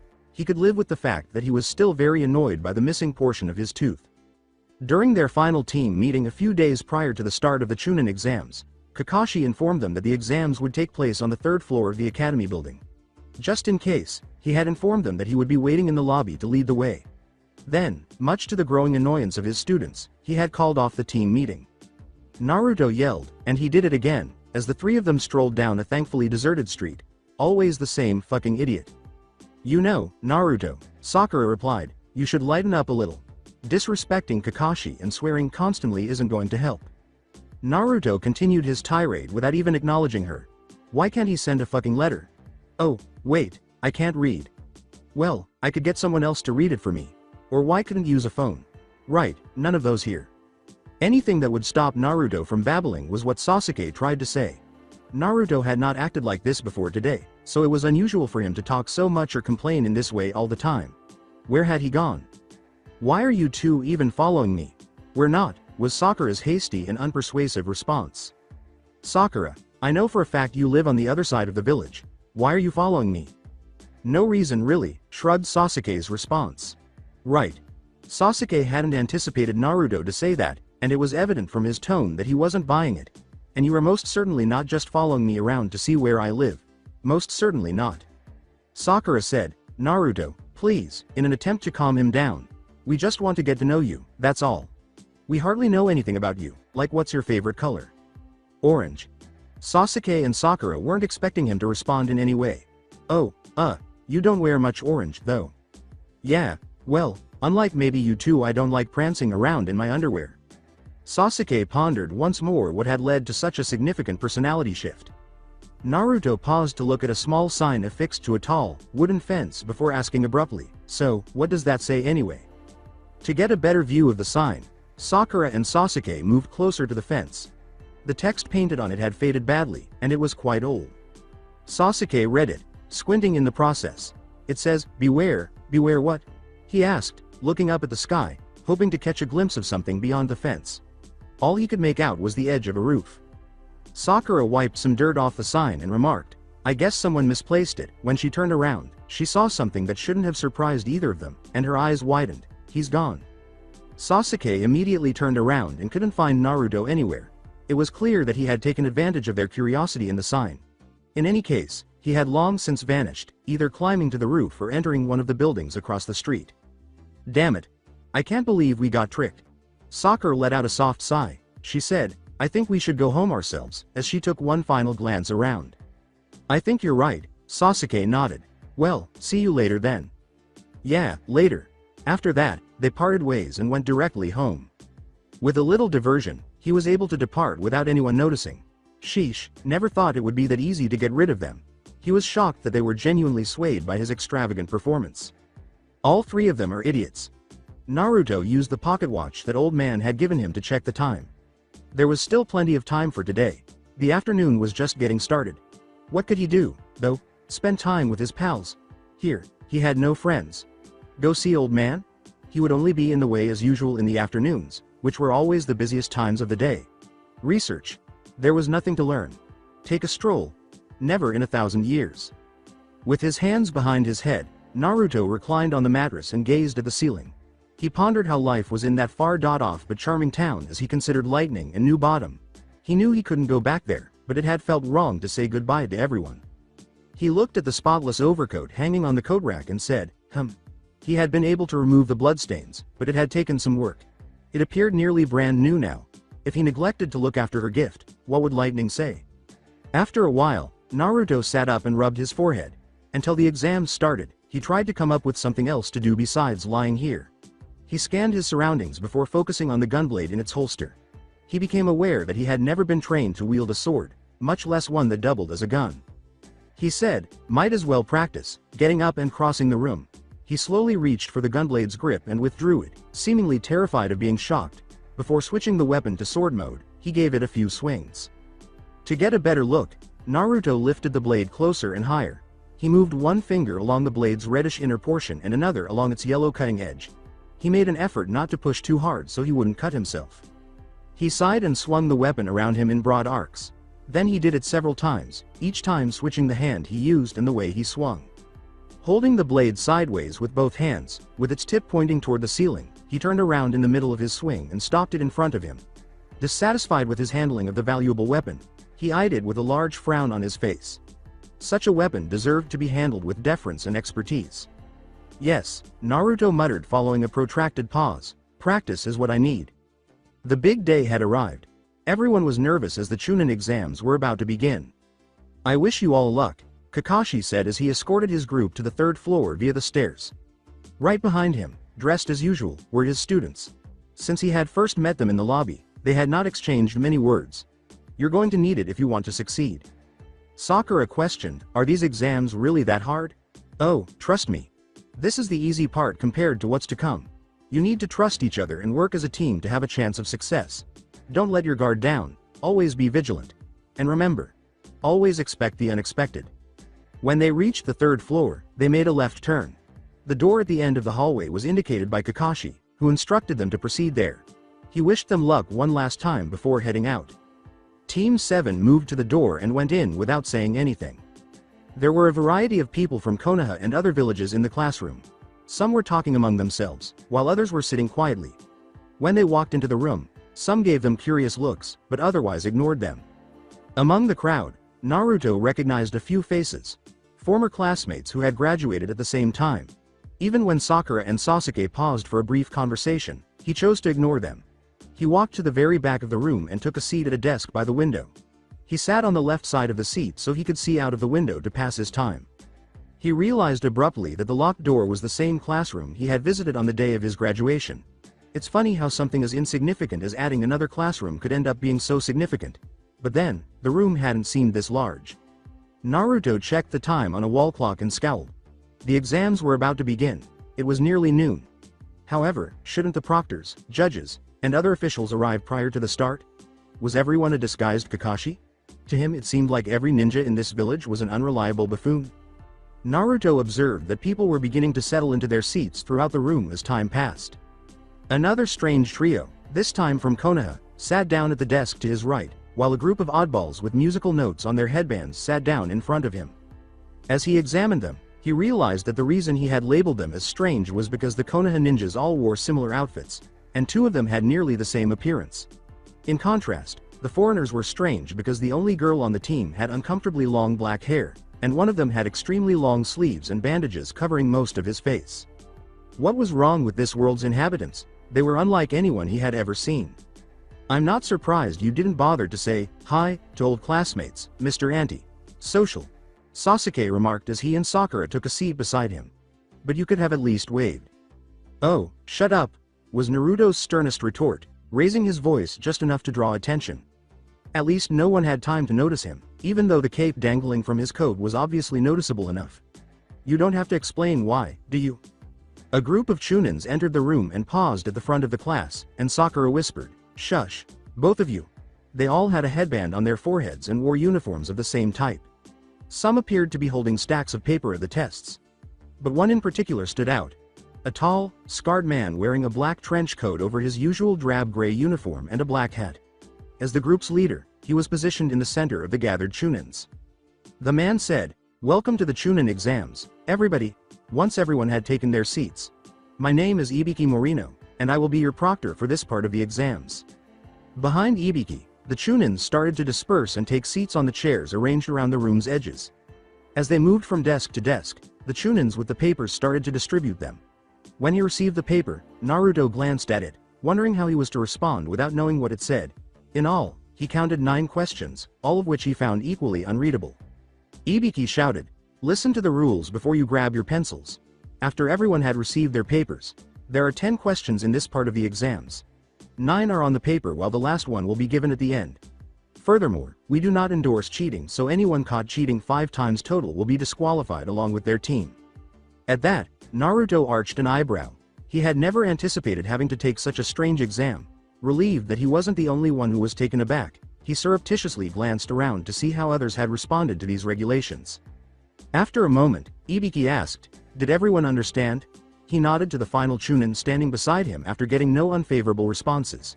With a nod in return, the Chunin began giving out pencils to each person.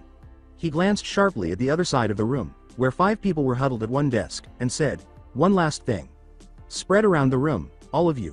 Do not sit next to your teammates, and no more than 3 people at the same desk." People moved away from their teammates and shuffled around. Sasuke shifted to the right side of the room, Sakura to the very center of the class, and Naruto himself only leaned slightly to the left. The teams he had previously eyed also scattered, and the leavers were replaced by new strangers. Fortunately, only one person took the place of his team, and the newcomer merely exchanged a questioning look with him. If there were so many safeguards against cheating, Naruto had to seriously question what had transpired. Was someone's kitten killed by a cheater? Since Miss Farron was their teacher, no one dared to consider cheating, even though Sarah had never been this strict in her classes. However, Naruto was homeschooled. Everybody ready? You have an hour to answer all the questions. Time starts now. Ibiki observed another group of Chunin aspirants being ejected and led from the room. With just 5 minutes remaining, this was the 5th attempt to fail. There would be far too many teams remaining for the next round at this rate. He was proud of the few teams that had not been caught, as the majority had been caught at least once. Finally, there was good Chunin potential. A suspicious looking boy in the back caught Ibiki's attention. In order to avoid being accused of cheating, he continued to look around and play with his pencil without writing anything. Since he was on one of the teams that had not been caught cheating at all, it's possible that he was using his pencil to send signals or that he had already cheated and was just waiting for the allotted time to pass. It would have been interesting to see his response. It was intriguing to observe how many people had chosen to sit as far back in the class as they could. But this time, it wasn't his fault. They had already been there before he did. Ibiki then focused on a pupil in the vicinity of the center of the class. A 15-year-old boy in dark green clothing was looking at the ceiling and scratching his chin as though thinking about something. Although he had written quickly in the past, which suggests that he had somehow gotten his answers, his team had also not been caught cheating. One of the few who sat in the front rows was a boy as well. He wore a jumpsuit that was stitched up the middle, and his hair was black and spiky. He also wore a rebreather, a sash around his face with eyeholes cut out, and a forehead protector that covered his entire head. He appeared to have completed his responses. Except for the 3 exceptions, everyone else was either having trouble answering or was cheating in some subtle way. Ibiki made a note that it was time to complete this after checking the time on the wall clock.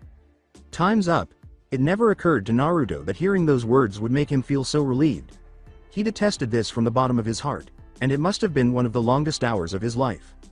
It is time for the 10th question, but first hear out the additional rules. That nearly made Naruto sigh aloud. More pointless regulations for a pointless test.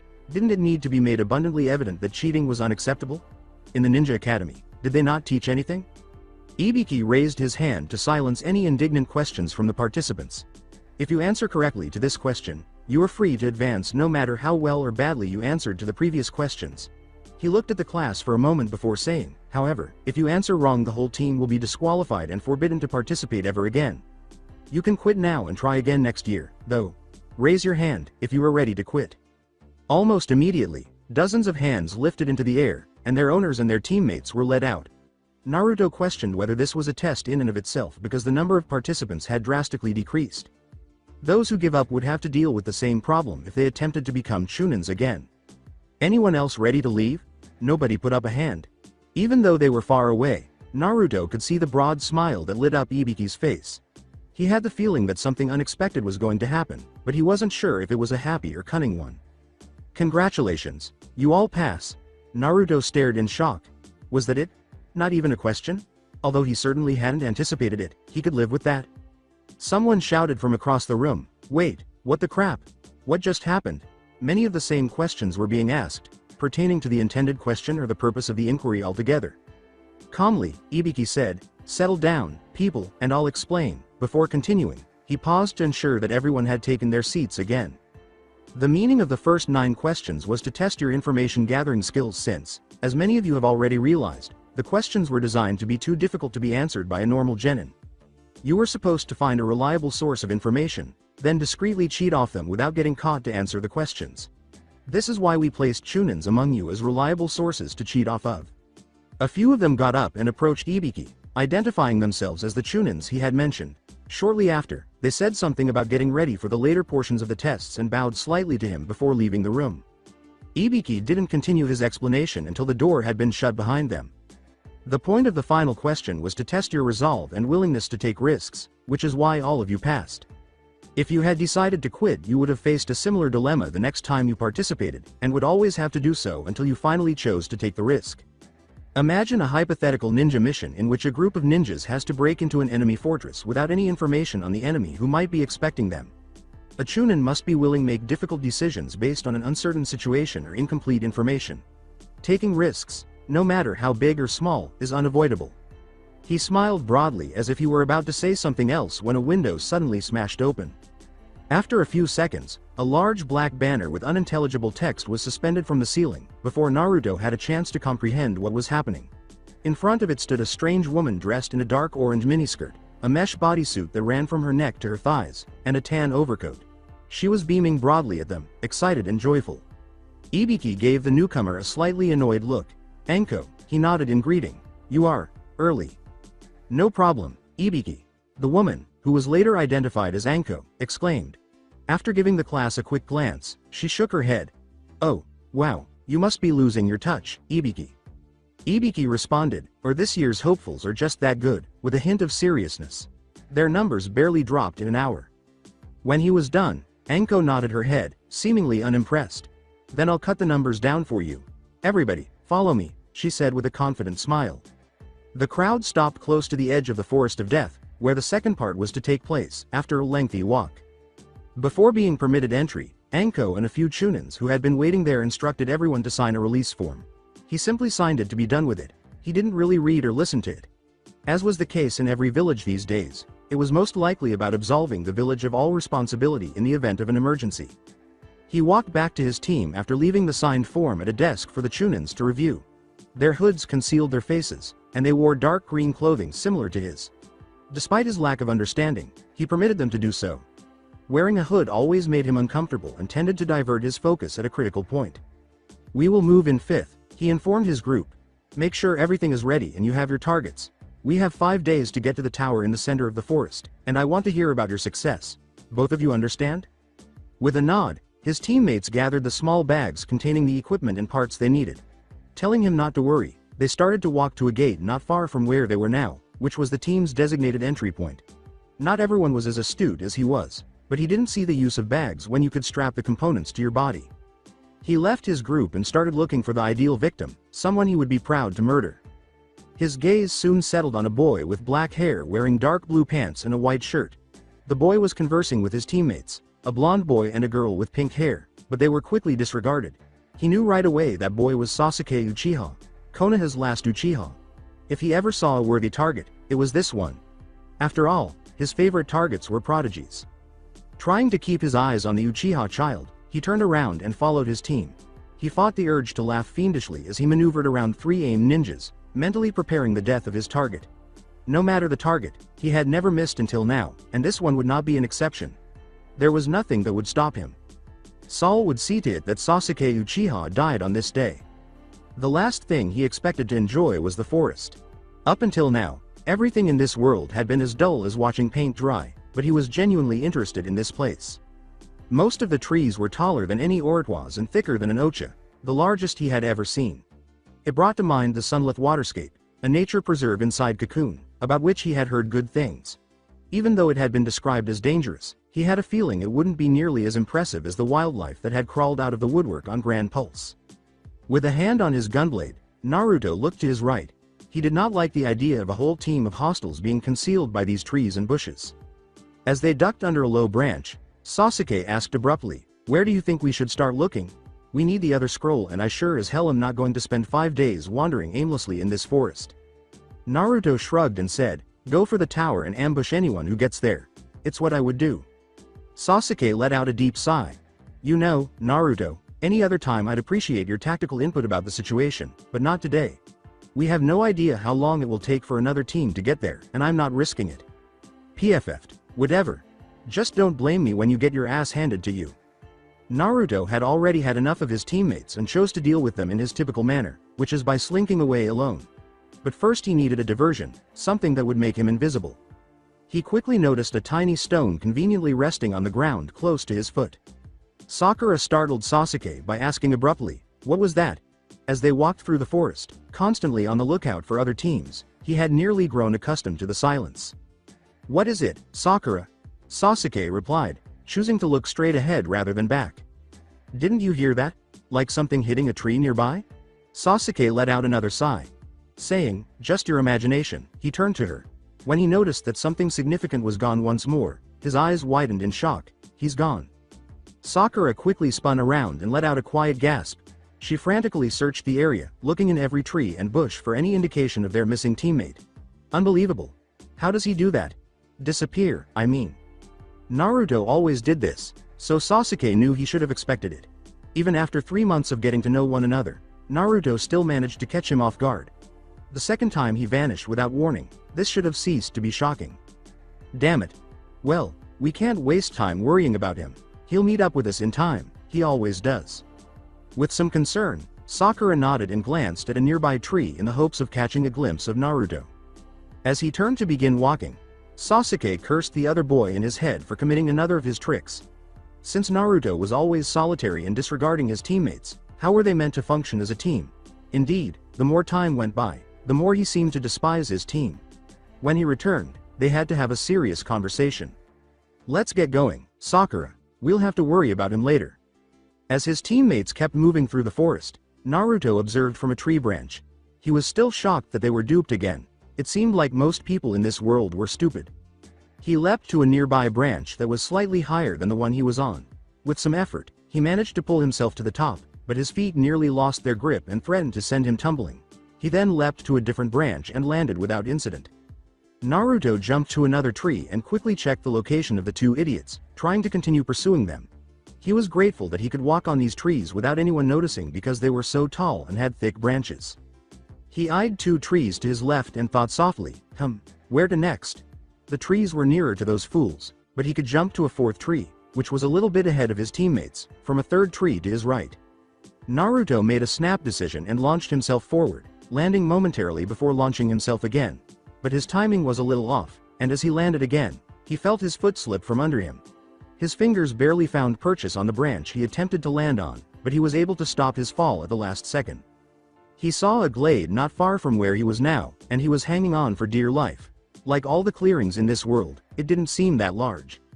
With a quick thought, Naruto released his grip with his right hand and snapped his fingers to activate the grav.con unit. He was able to flip in midair and land on the underside of the branch because his grip broke almost instantly, but the energy field had already engulfed him. He ran along the branch and changed trees again, knowing that the field would not last forever. Naruto deactivated the grav.con unit and sat down, panting, near the very top of a branch. He didn't like how close that was. "Now, where are those two?" he asked, looking down from his vantage point and realizing that, despite a few other enormous trees blocking his view, he had a clear view of the clearing. It was unfortunate that they didn't think to look up as he saw his teammates getting ready to enter it and scanning all directions for indications that they were being followed. On the opposite side of the glade, his teammates were making their way to a massive tree. There appeared to be enough room for a dozen people to hide beneath the tree's enormous roots. Naruto noticed that it was growing late as he looked up at the sky. It wasn't until now that he realized how long they had been wandering through the forest. It makes sense that the two fools on the ground floor were looking for somewhere to hide. Perhaps he ought to, too. Leaning his back against the trunk, Naruto raised his legs to the top of the branch, before he saw a suspicious figure moving in the forest below, skulking towards Sakura and Sasuke. He considered closing his eyes and going to bed until the following morning. For now, sleep would have to wait. This needed research. Saul was shocked that he had stalked his target all day without getting the chance to kill him, but at last, he had that opportunity. Dropping carefully from a low-hanging branch, he hid behind two closely spaced trees. To lessen the likelihood of being seen, he had worn a cloak adorned with patches of grass and leaves. Wearing the same type of cloaks that they carried in their bags, his fellows had left to pursue their own targets. They're both amateurs. Using a blanket he had brought with him, Saul had fashioned his cloak by hand while in this forest. It was sufficiently big and realistic to conceal him from any inquisitive eyes that might attempt to locate him. He had concealed his team's scroll in a pocket of the cloak so that no one could find it in the unlikely event that he was defeated. All he had to do now was concentrate on killing Sasuke Uchiha. Saul remained motionless for a while, moving the cloak very slowly to better conceal himself, and used a tiny monocular to observe his target. Uchiha and his pink-haired teammate were sitting beneath the roots of a big tree, ensuring that the glade was deserted and that they were secure for the night. Safe, Saul's safe did not exist. With breathless ease, he could kill a specific individual in a crowd of hundreds. Saul briefly looked away from his primary target and observed that his blonde teammate was gone, but dismissed this as unimportant. To guarantee a fatal blow, he had to rid his mind of all distractions. Saul was convinced after a moment that the two Konoha ninjas would not be moving. Setting down his monocular, he grabbed the first piece of gear he would need to construct his weapon. Saul placed the fragments of his weapon on the ground one by one, examining each one for damage that would jeopardize his kill. Unlike his amateur teammates, who continued to carry their equipment in very noticeable bags, he found none, which was to be expected given his level of expertise. Saul checked with his monocular to make sure his targets were still cowering beneath the roots, then began piecing the puzzle together. An intervention at this stage could jeopardize the entire situation, so he cautiously took another look around to be sure. Saul could not get rid of the feeling that he was being watched, even though he could see no one nearby. Perhaps it wasn't anything.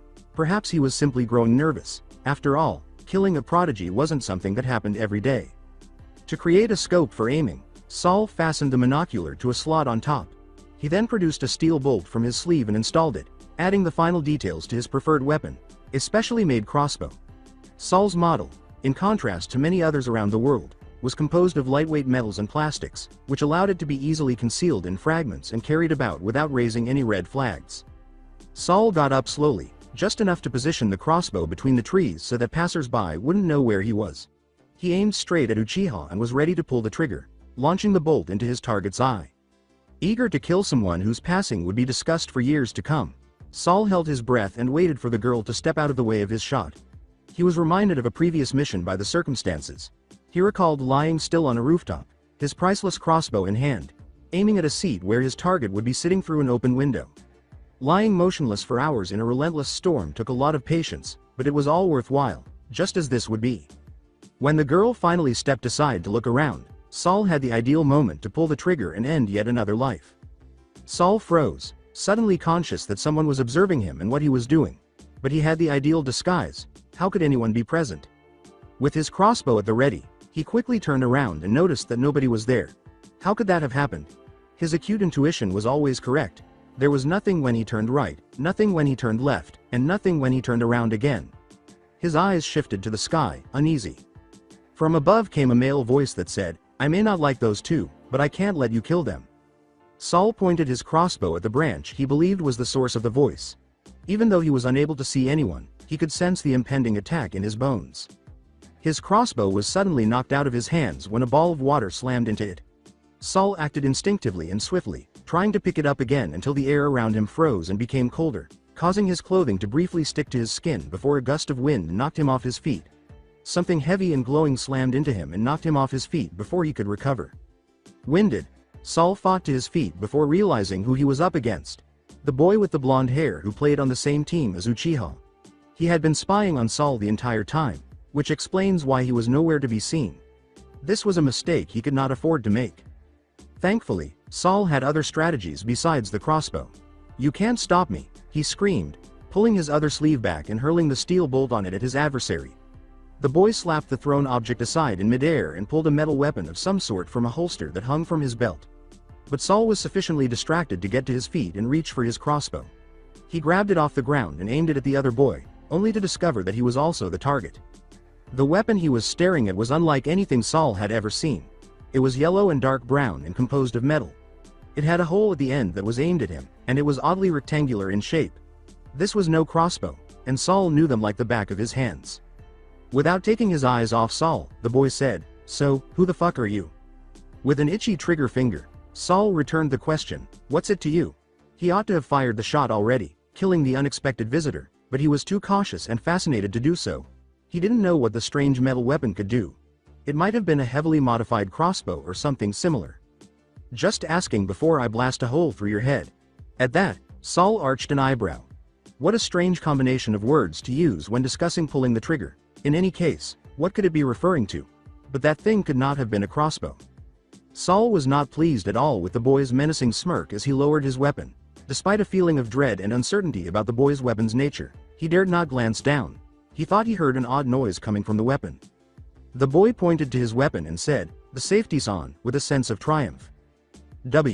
What? The safety? It's on. Huh? Saul didn't know what the safety was, but he was certain that his crossbow didn't have one. Or did it exist? He indicated that it was at the bottom or on the side by the way he pointed. Saul dropped his weapon a little in his confusion, a huge error. A sword slashed upwards before he could react, flinging the crossbow out of his hands and into the air. Saul was shocked as he looked at the offender, whose odd weapon had somehow changed into a sword and disarmed him with a single blow. He didn't understand who could make it or how something like that could change shape so quickly. After taking a step back, the boy lunged forward while wielding his sword, causing him to double over as the blade slashed sideways into his stomach. Just as his exquisitely crafted weapon landed next to him, the boy, wearing a strange metal gauntlet, twisted his upper body slightly and slammed his left fist into the back of Saul's head, sending him face first into the ground as if mocking his defeat. Saul yelled, "I ain't finished with you yet." Despite being unable to stand due to his bleeding wound, he was still able to turn around. The Konoha boy glared at him ominously as he found himself staring at his own crossbow. "But I am finished with you." He squeezed the trigger. After Sakura returned from her brief excursion, Sasuke inquired, "Did you find it?" "No," she replied with a headshake. "I backtracked all the way to the spot where Naruto disappeared, but couldn't find it. He must have taken it with him."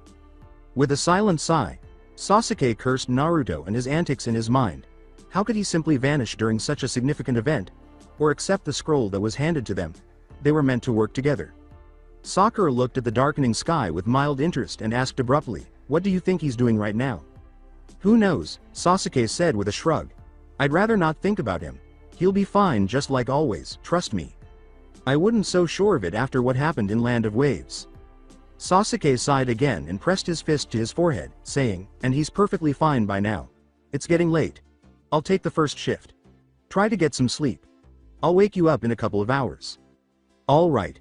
Sakura fell asleep quickly, with Sasuke watching over her. For the second time today, Sasuke quietly used his Sharingan to scan the entire area in an attempt to find at least a small portion of Naruto's chakra, even if he was unable to identify it. He was reaching for a kunai when he noticed a small animal on top of a branch across the clearing, only to realize it was a squirrel. It paused every few paces to survey its surroundings, wary, until it vanished entirely.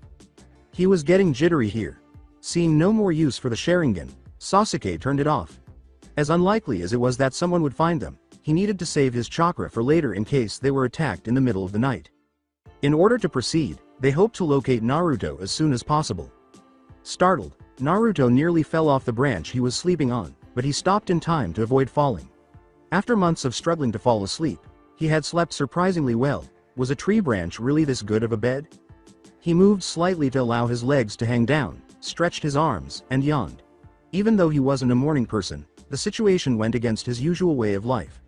The forest was at least illuminated by the sun, which had already risen to the sky. Naruto rubbed his eyes and said, "Man, I hate mornings like this." At moments like these, he hoped to open his eyes and see Lightning and the others again, in the town of New Bottom, but he was all too aware that this would never be possible.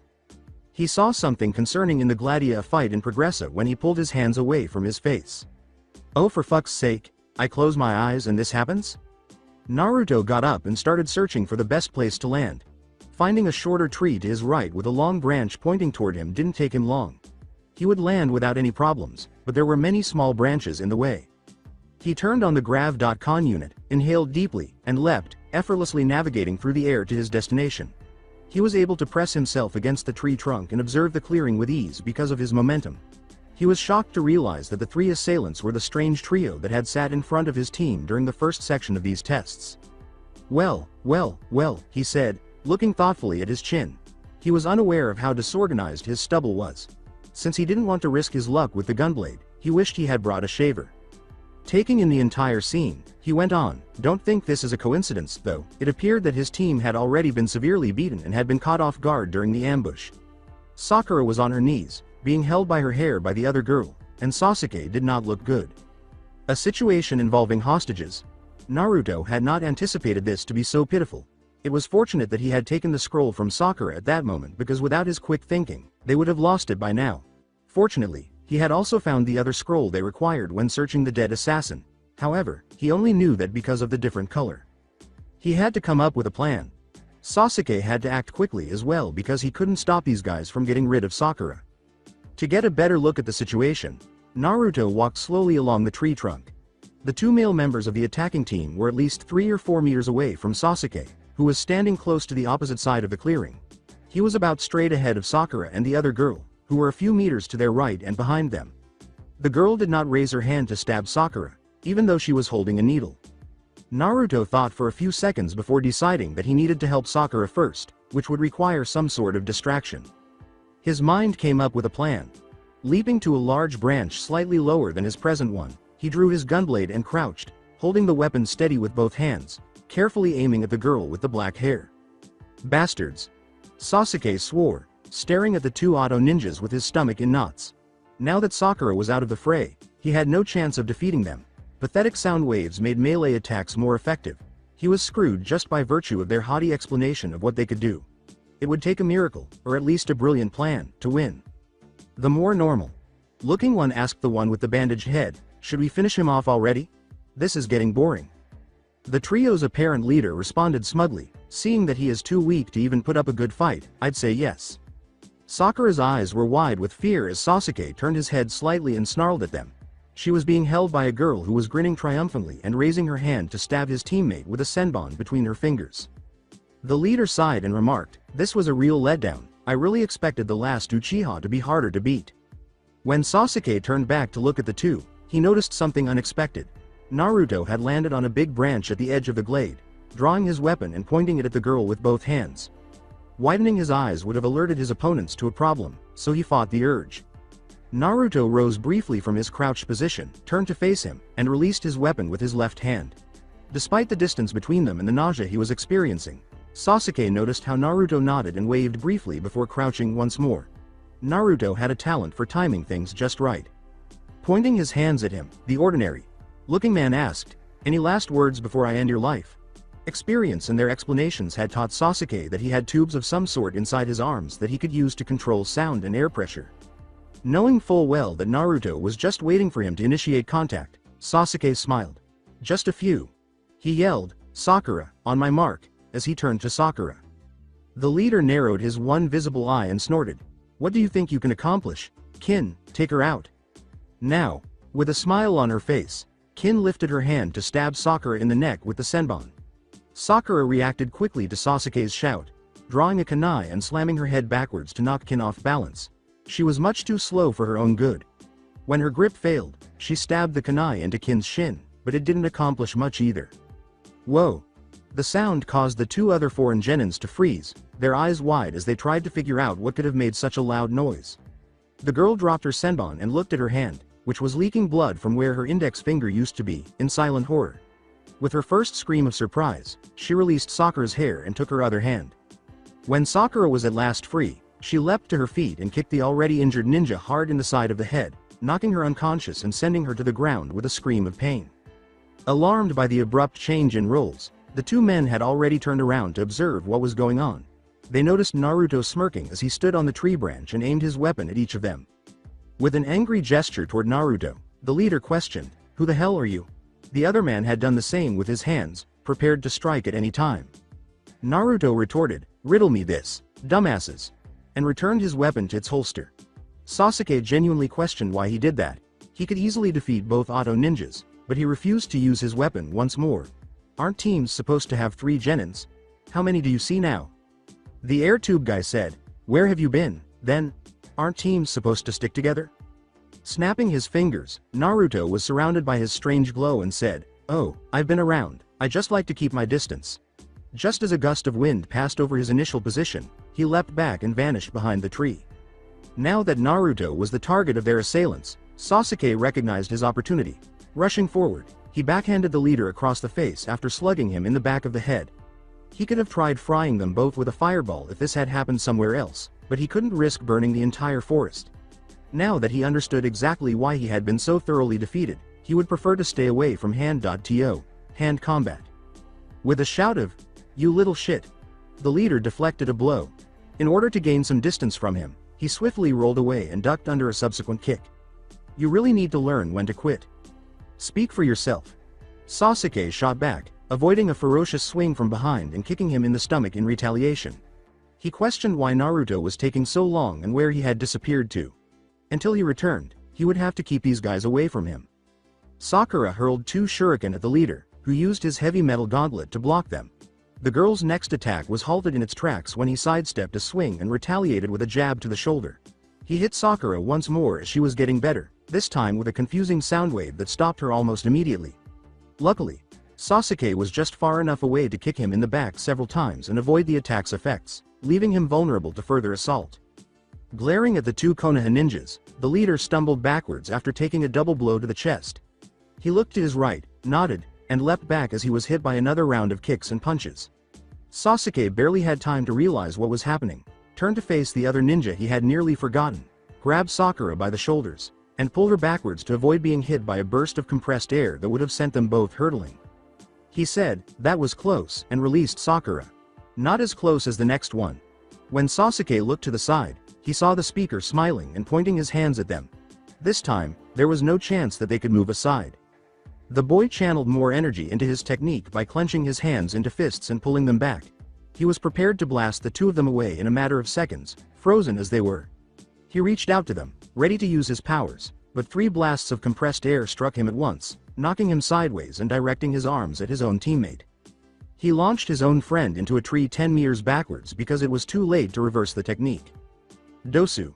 exclaimed the startled Auto Ninja as he saw his teammate fall down the tree trunk until he was unconscious on the ground. But how? Naruto flipped off the boy as he fell, slamming his feet first into him from above. "Already forgot about me, huh?" he asked. He turned to his comrades, and with another snap of his fingers, the glow around him vanished. Well, that was easy. Glancing at his creation, Sakura questioned, "What the hell took you so long?" Raising his right hand, Naruto gestured hazily at it. "This thing needs to recharge, you know. I am not risking serious injury by jumping from up there." Sasuke ignored the urge to give the other boy a backhand to the head and thought, well, that explains it then. Did he really need to make this so flamboyant and dramatic? His tricks put him at greater risk than his own life, but the most important thing was that all 3 of them were still alive. With his hands down, Naruto questioned, "So, what's our next move? How about dying?" "What?" He had recovered enough to point his open palm at Naruto's feet, which were still very close to him despite his earlier backflip, when the 3 of them turned to face the fallen ninja. The outcome was astounding, and under different conditions, Sasuke might have chuckled when he saw Naruto fly head over heels into a big bush 6 meters away. Sakura had already kicked Sasuke in the face and seized both of his arms, bending them behind his back so that he couldn't use his technique on anyone else before Sasuke could even restrain the fallen ninja. The man let out a painful scream, begging her to stop. Sasuke yelled, "Keep him down, Sakura," and hurried away. "I'll check on Naruto." Naruto's voice cried out, I'm all right, as his hand, covered in twigs and leaves, protruded from the bush. Happy that he had not hurt himself, Sasuke grabbed the other boy's hand and dragged him out. Wow, getting sucker punched by an idiot certainly wasn't part of the plan. The remark made Sasuke smile a little. When did Naruto's plan work out? At least you saved us. Naruto turned to him and shrugged. Well, how am I supposed to get through these exams without you guys? I even got the second scroll we needed. Wouldn't want that to go to waste. As they began to return to Sakura, Sasuke arched an eyebrow. He'd seen 2 scrolls on him, one sticking out of each pocket, but he'd ignored them until now. How and when did you do that? Saved your asses from an assassin last night, don't ask. Didn't even cross my mind. Following a brief exchange of words, Naruto gave Sasuke both of the scrolls. In order to stop Zaku from attacking them again, they tied up his arms and made the decision to head for the tower. They chose to look for something suitable among his teammates because none of them had anything useful. While Sasuke and Naruto went to search the others, Sakura remained with Zaku, holding his hands tightly despite his attempts to free them. They discovered wire strings on Kin and used them to bind Zaku's arms, but Dosu had nothing of value. Soon after, they left the clearing, believing that the Auto Ninjas would make it through the ordeal unscathed. Sakura had worried about Kin, but Sasuke and Naruto had countered that they didn't have time to worry about an enemy who had just attempted to kill them, and none of their wounds were life-threatening. The rest of the journey to the tower went smoothly. They were not attacked, and the giant, supposedly lethal animals did not appear. When they got there, it was almost dusk, and when they entered, the lobby was empty. After a brief argument, they agreed to open the scrolls as instructed, despite the warning not to do so until they were inside. As soon as they opened the scrolls, they started to smoke and fell to the ground, where they unintentionally formed a cross. I'm glad you're all okay. Iruka grinned at them. Did you have any trouble while on the way here? Sasuke shrugged and said, aside from a team of Auto Genins, not really, without bothering to inquire as to why he had been called by the scrolls. Auto, you say? Yes. The symbol on their headbands was a musical note. Thinking. Iruka scratched the back of his head. They must be a new village or something since I've never heard of them. I hope they didn't cause you too much trouble. The team looked at him but said nothing. It would be best to keep quiet about that. However, they did give a no by shaking their heads. So, you didn't see any other teams in the forest? Iruka smiled once more and posed a question that was starting to irritate him. They shook their heads and shrugged once more. Some had wondered about it, but they had decided to ignore it. Typically, there was a lot more conflict between teams, even within the same village. Really? 20. Some teams, and you only met one? But just one? Naruto said, well, there was that one guy who tried to kill these two, pointing to the other two. I took care of him without much of a problem. Don't know about his team, though. Iruka appeared prepared to inquire about that, but Sakura stepped in right away. So, do we pass or not? He clapped his hands and grinned once more. Huh? Oh, yeah, yes, you do pass. Congratulations, all three of you. You are the third team to get here. There are still 3 days left in this part of the exams, so you'll have to wait until then. Please, do not exit this tower or cause a ruckus while in here, understood? Understood, said Team 7 collectively. I'm counting on you, remember that. Iruka vanished with a puff of smoke, leaving them alone in the lobby once more. Happy for a break after hours of hiking, they made their way to the next room to meet the other teams that had arrived. So that's it for today. I hope you guys enjoyed it. Don't forget to like, share and subscribe to the channel for more awesome stories like this. Thank you. See you all in my next video.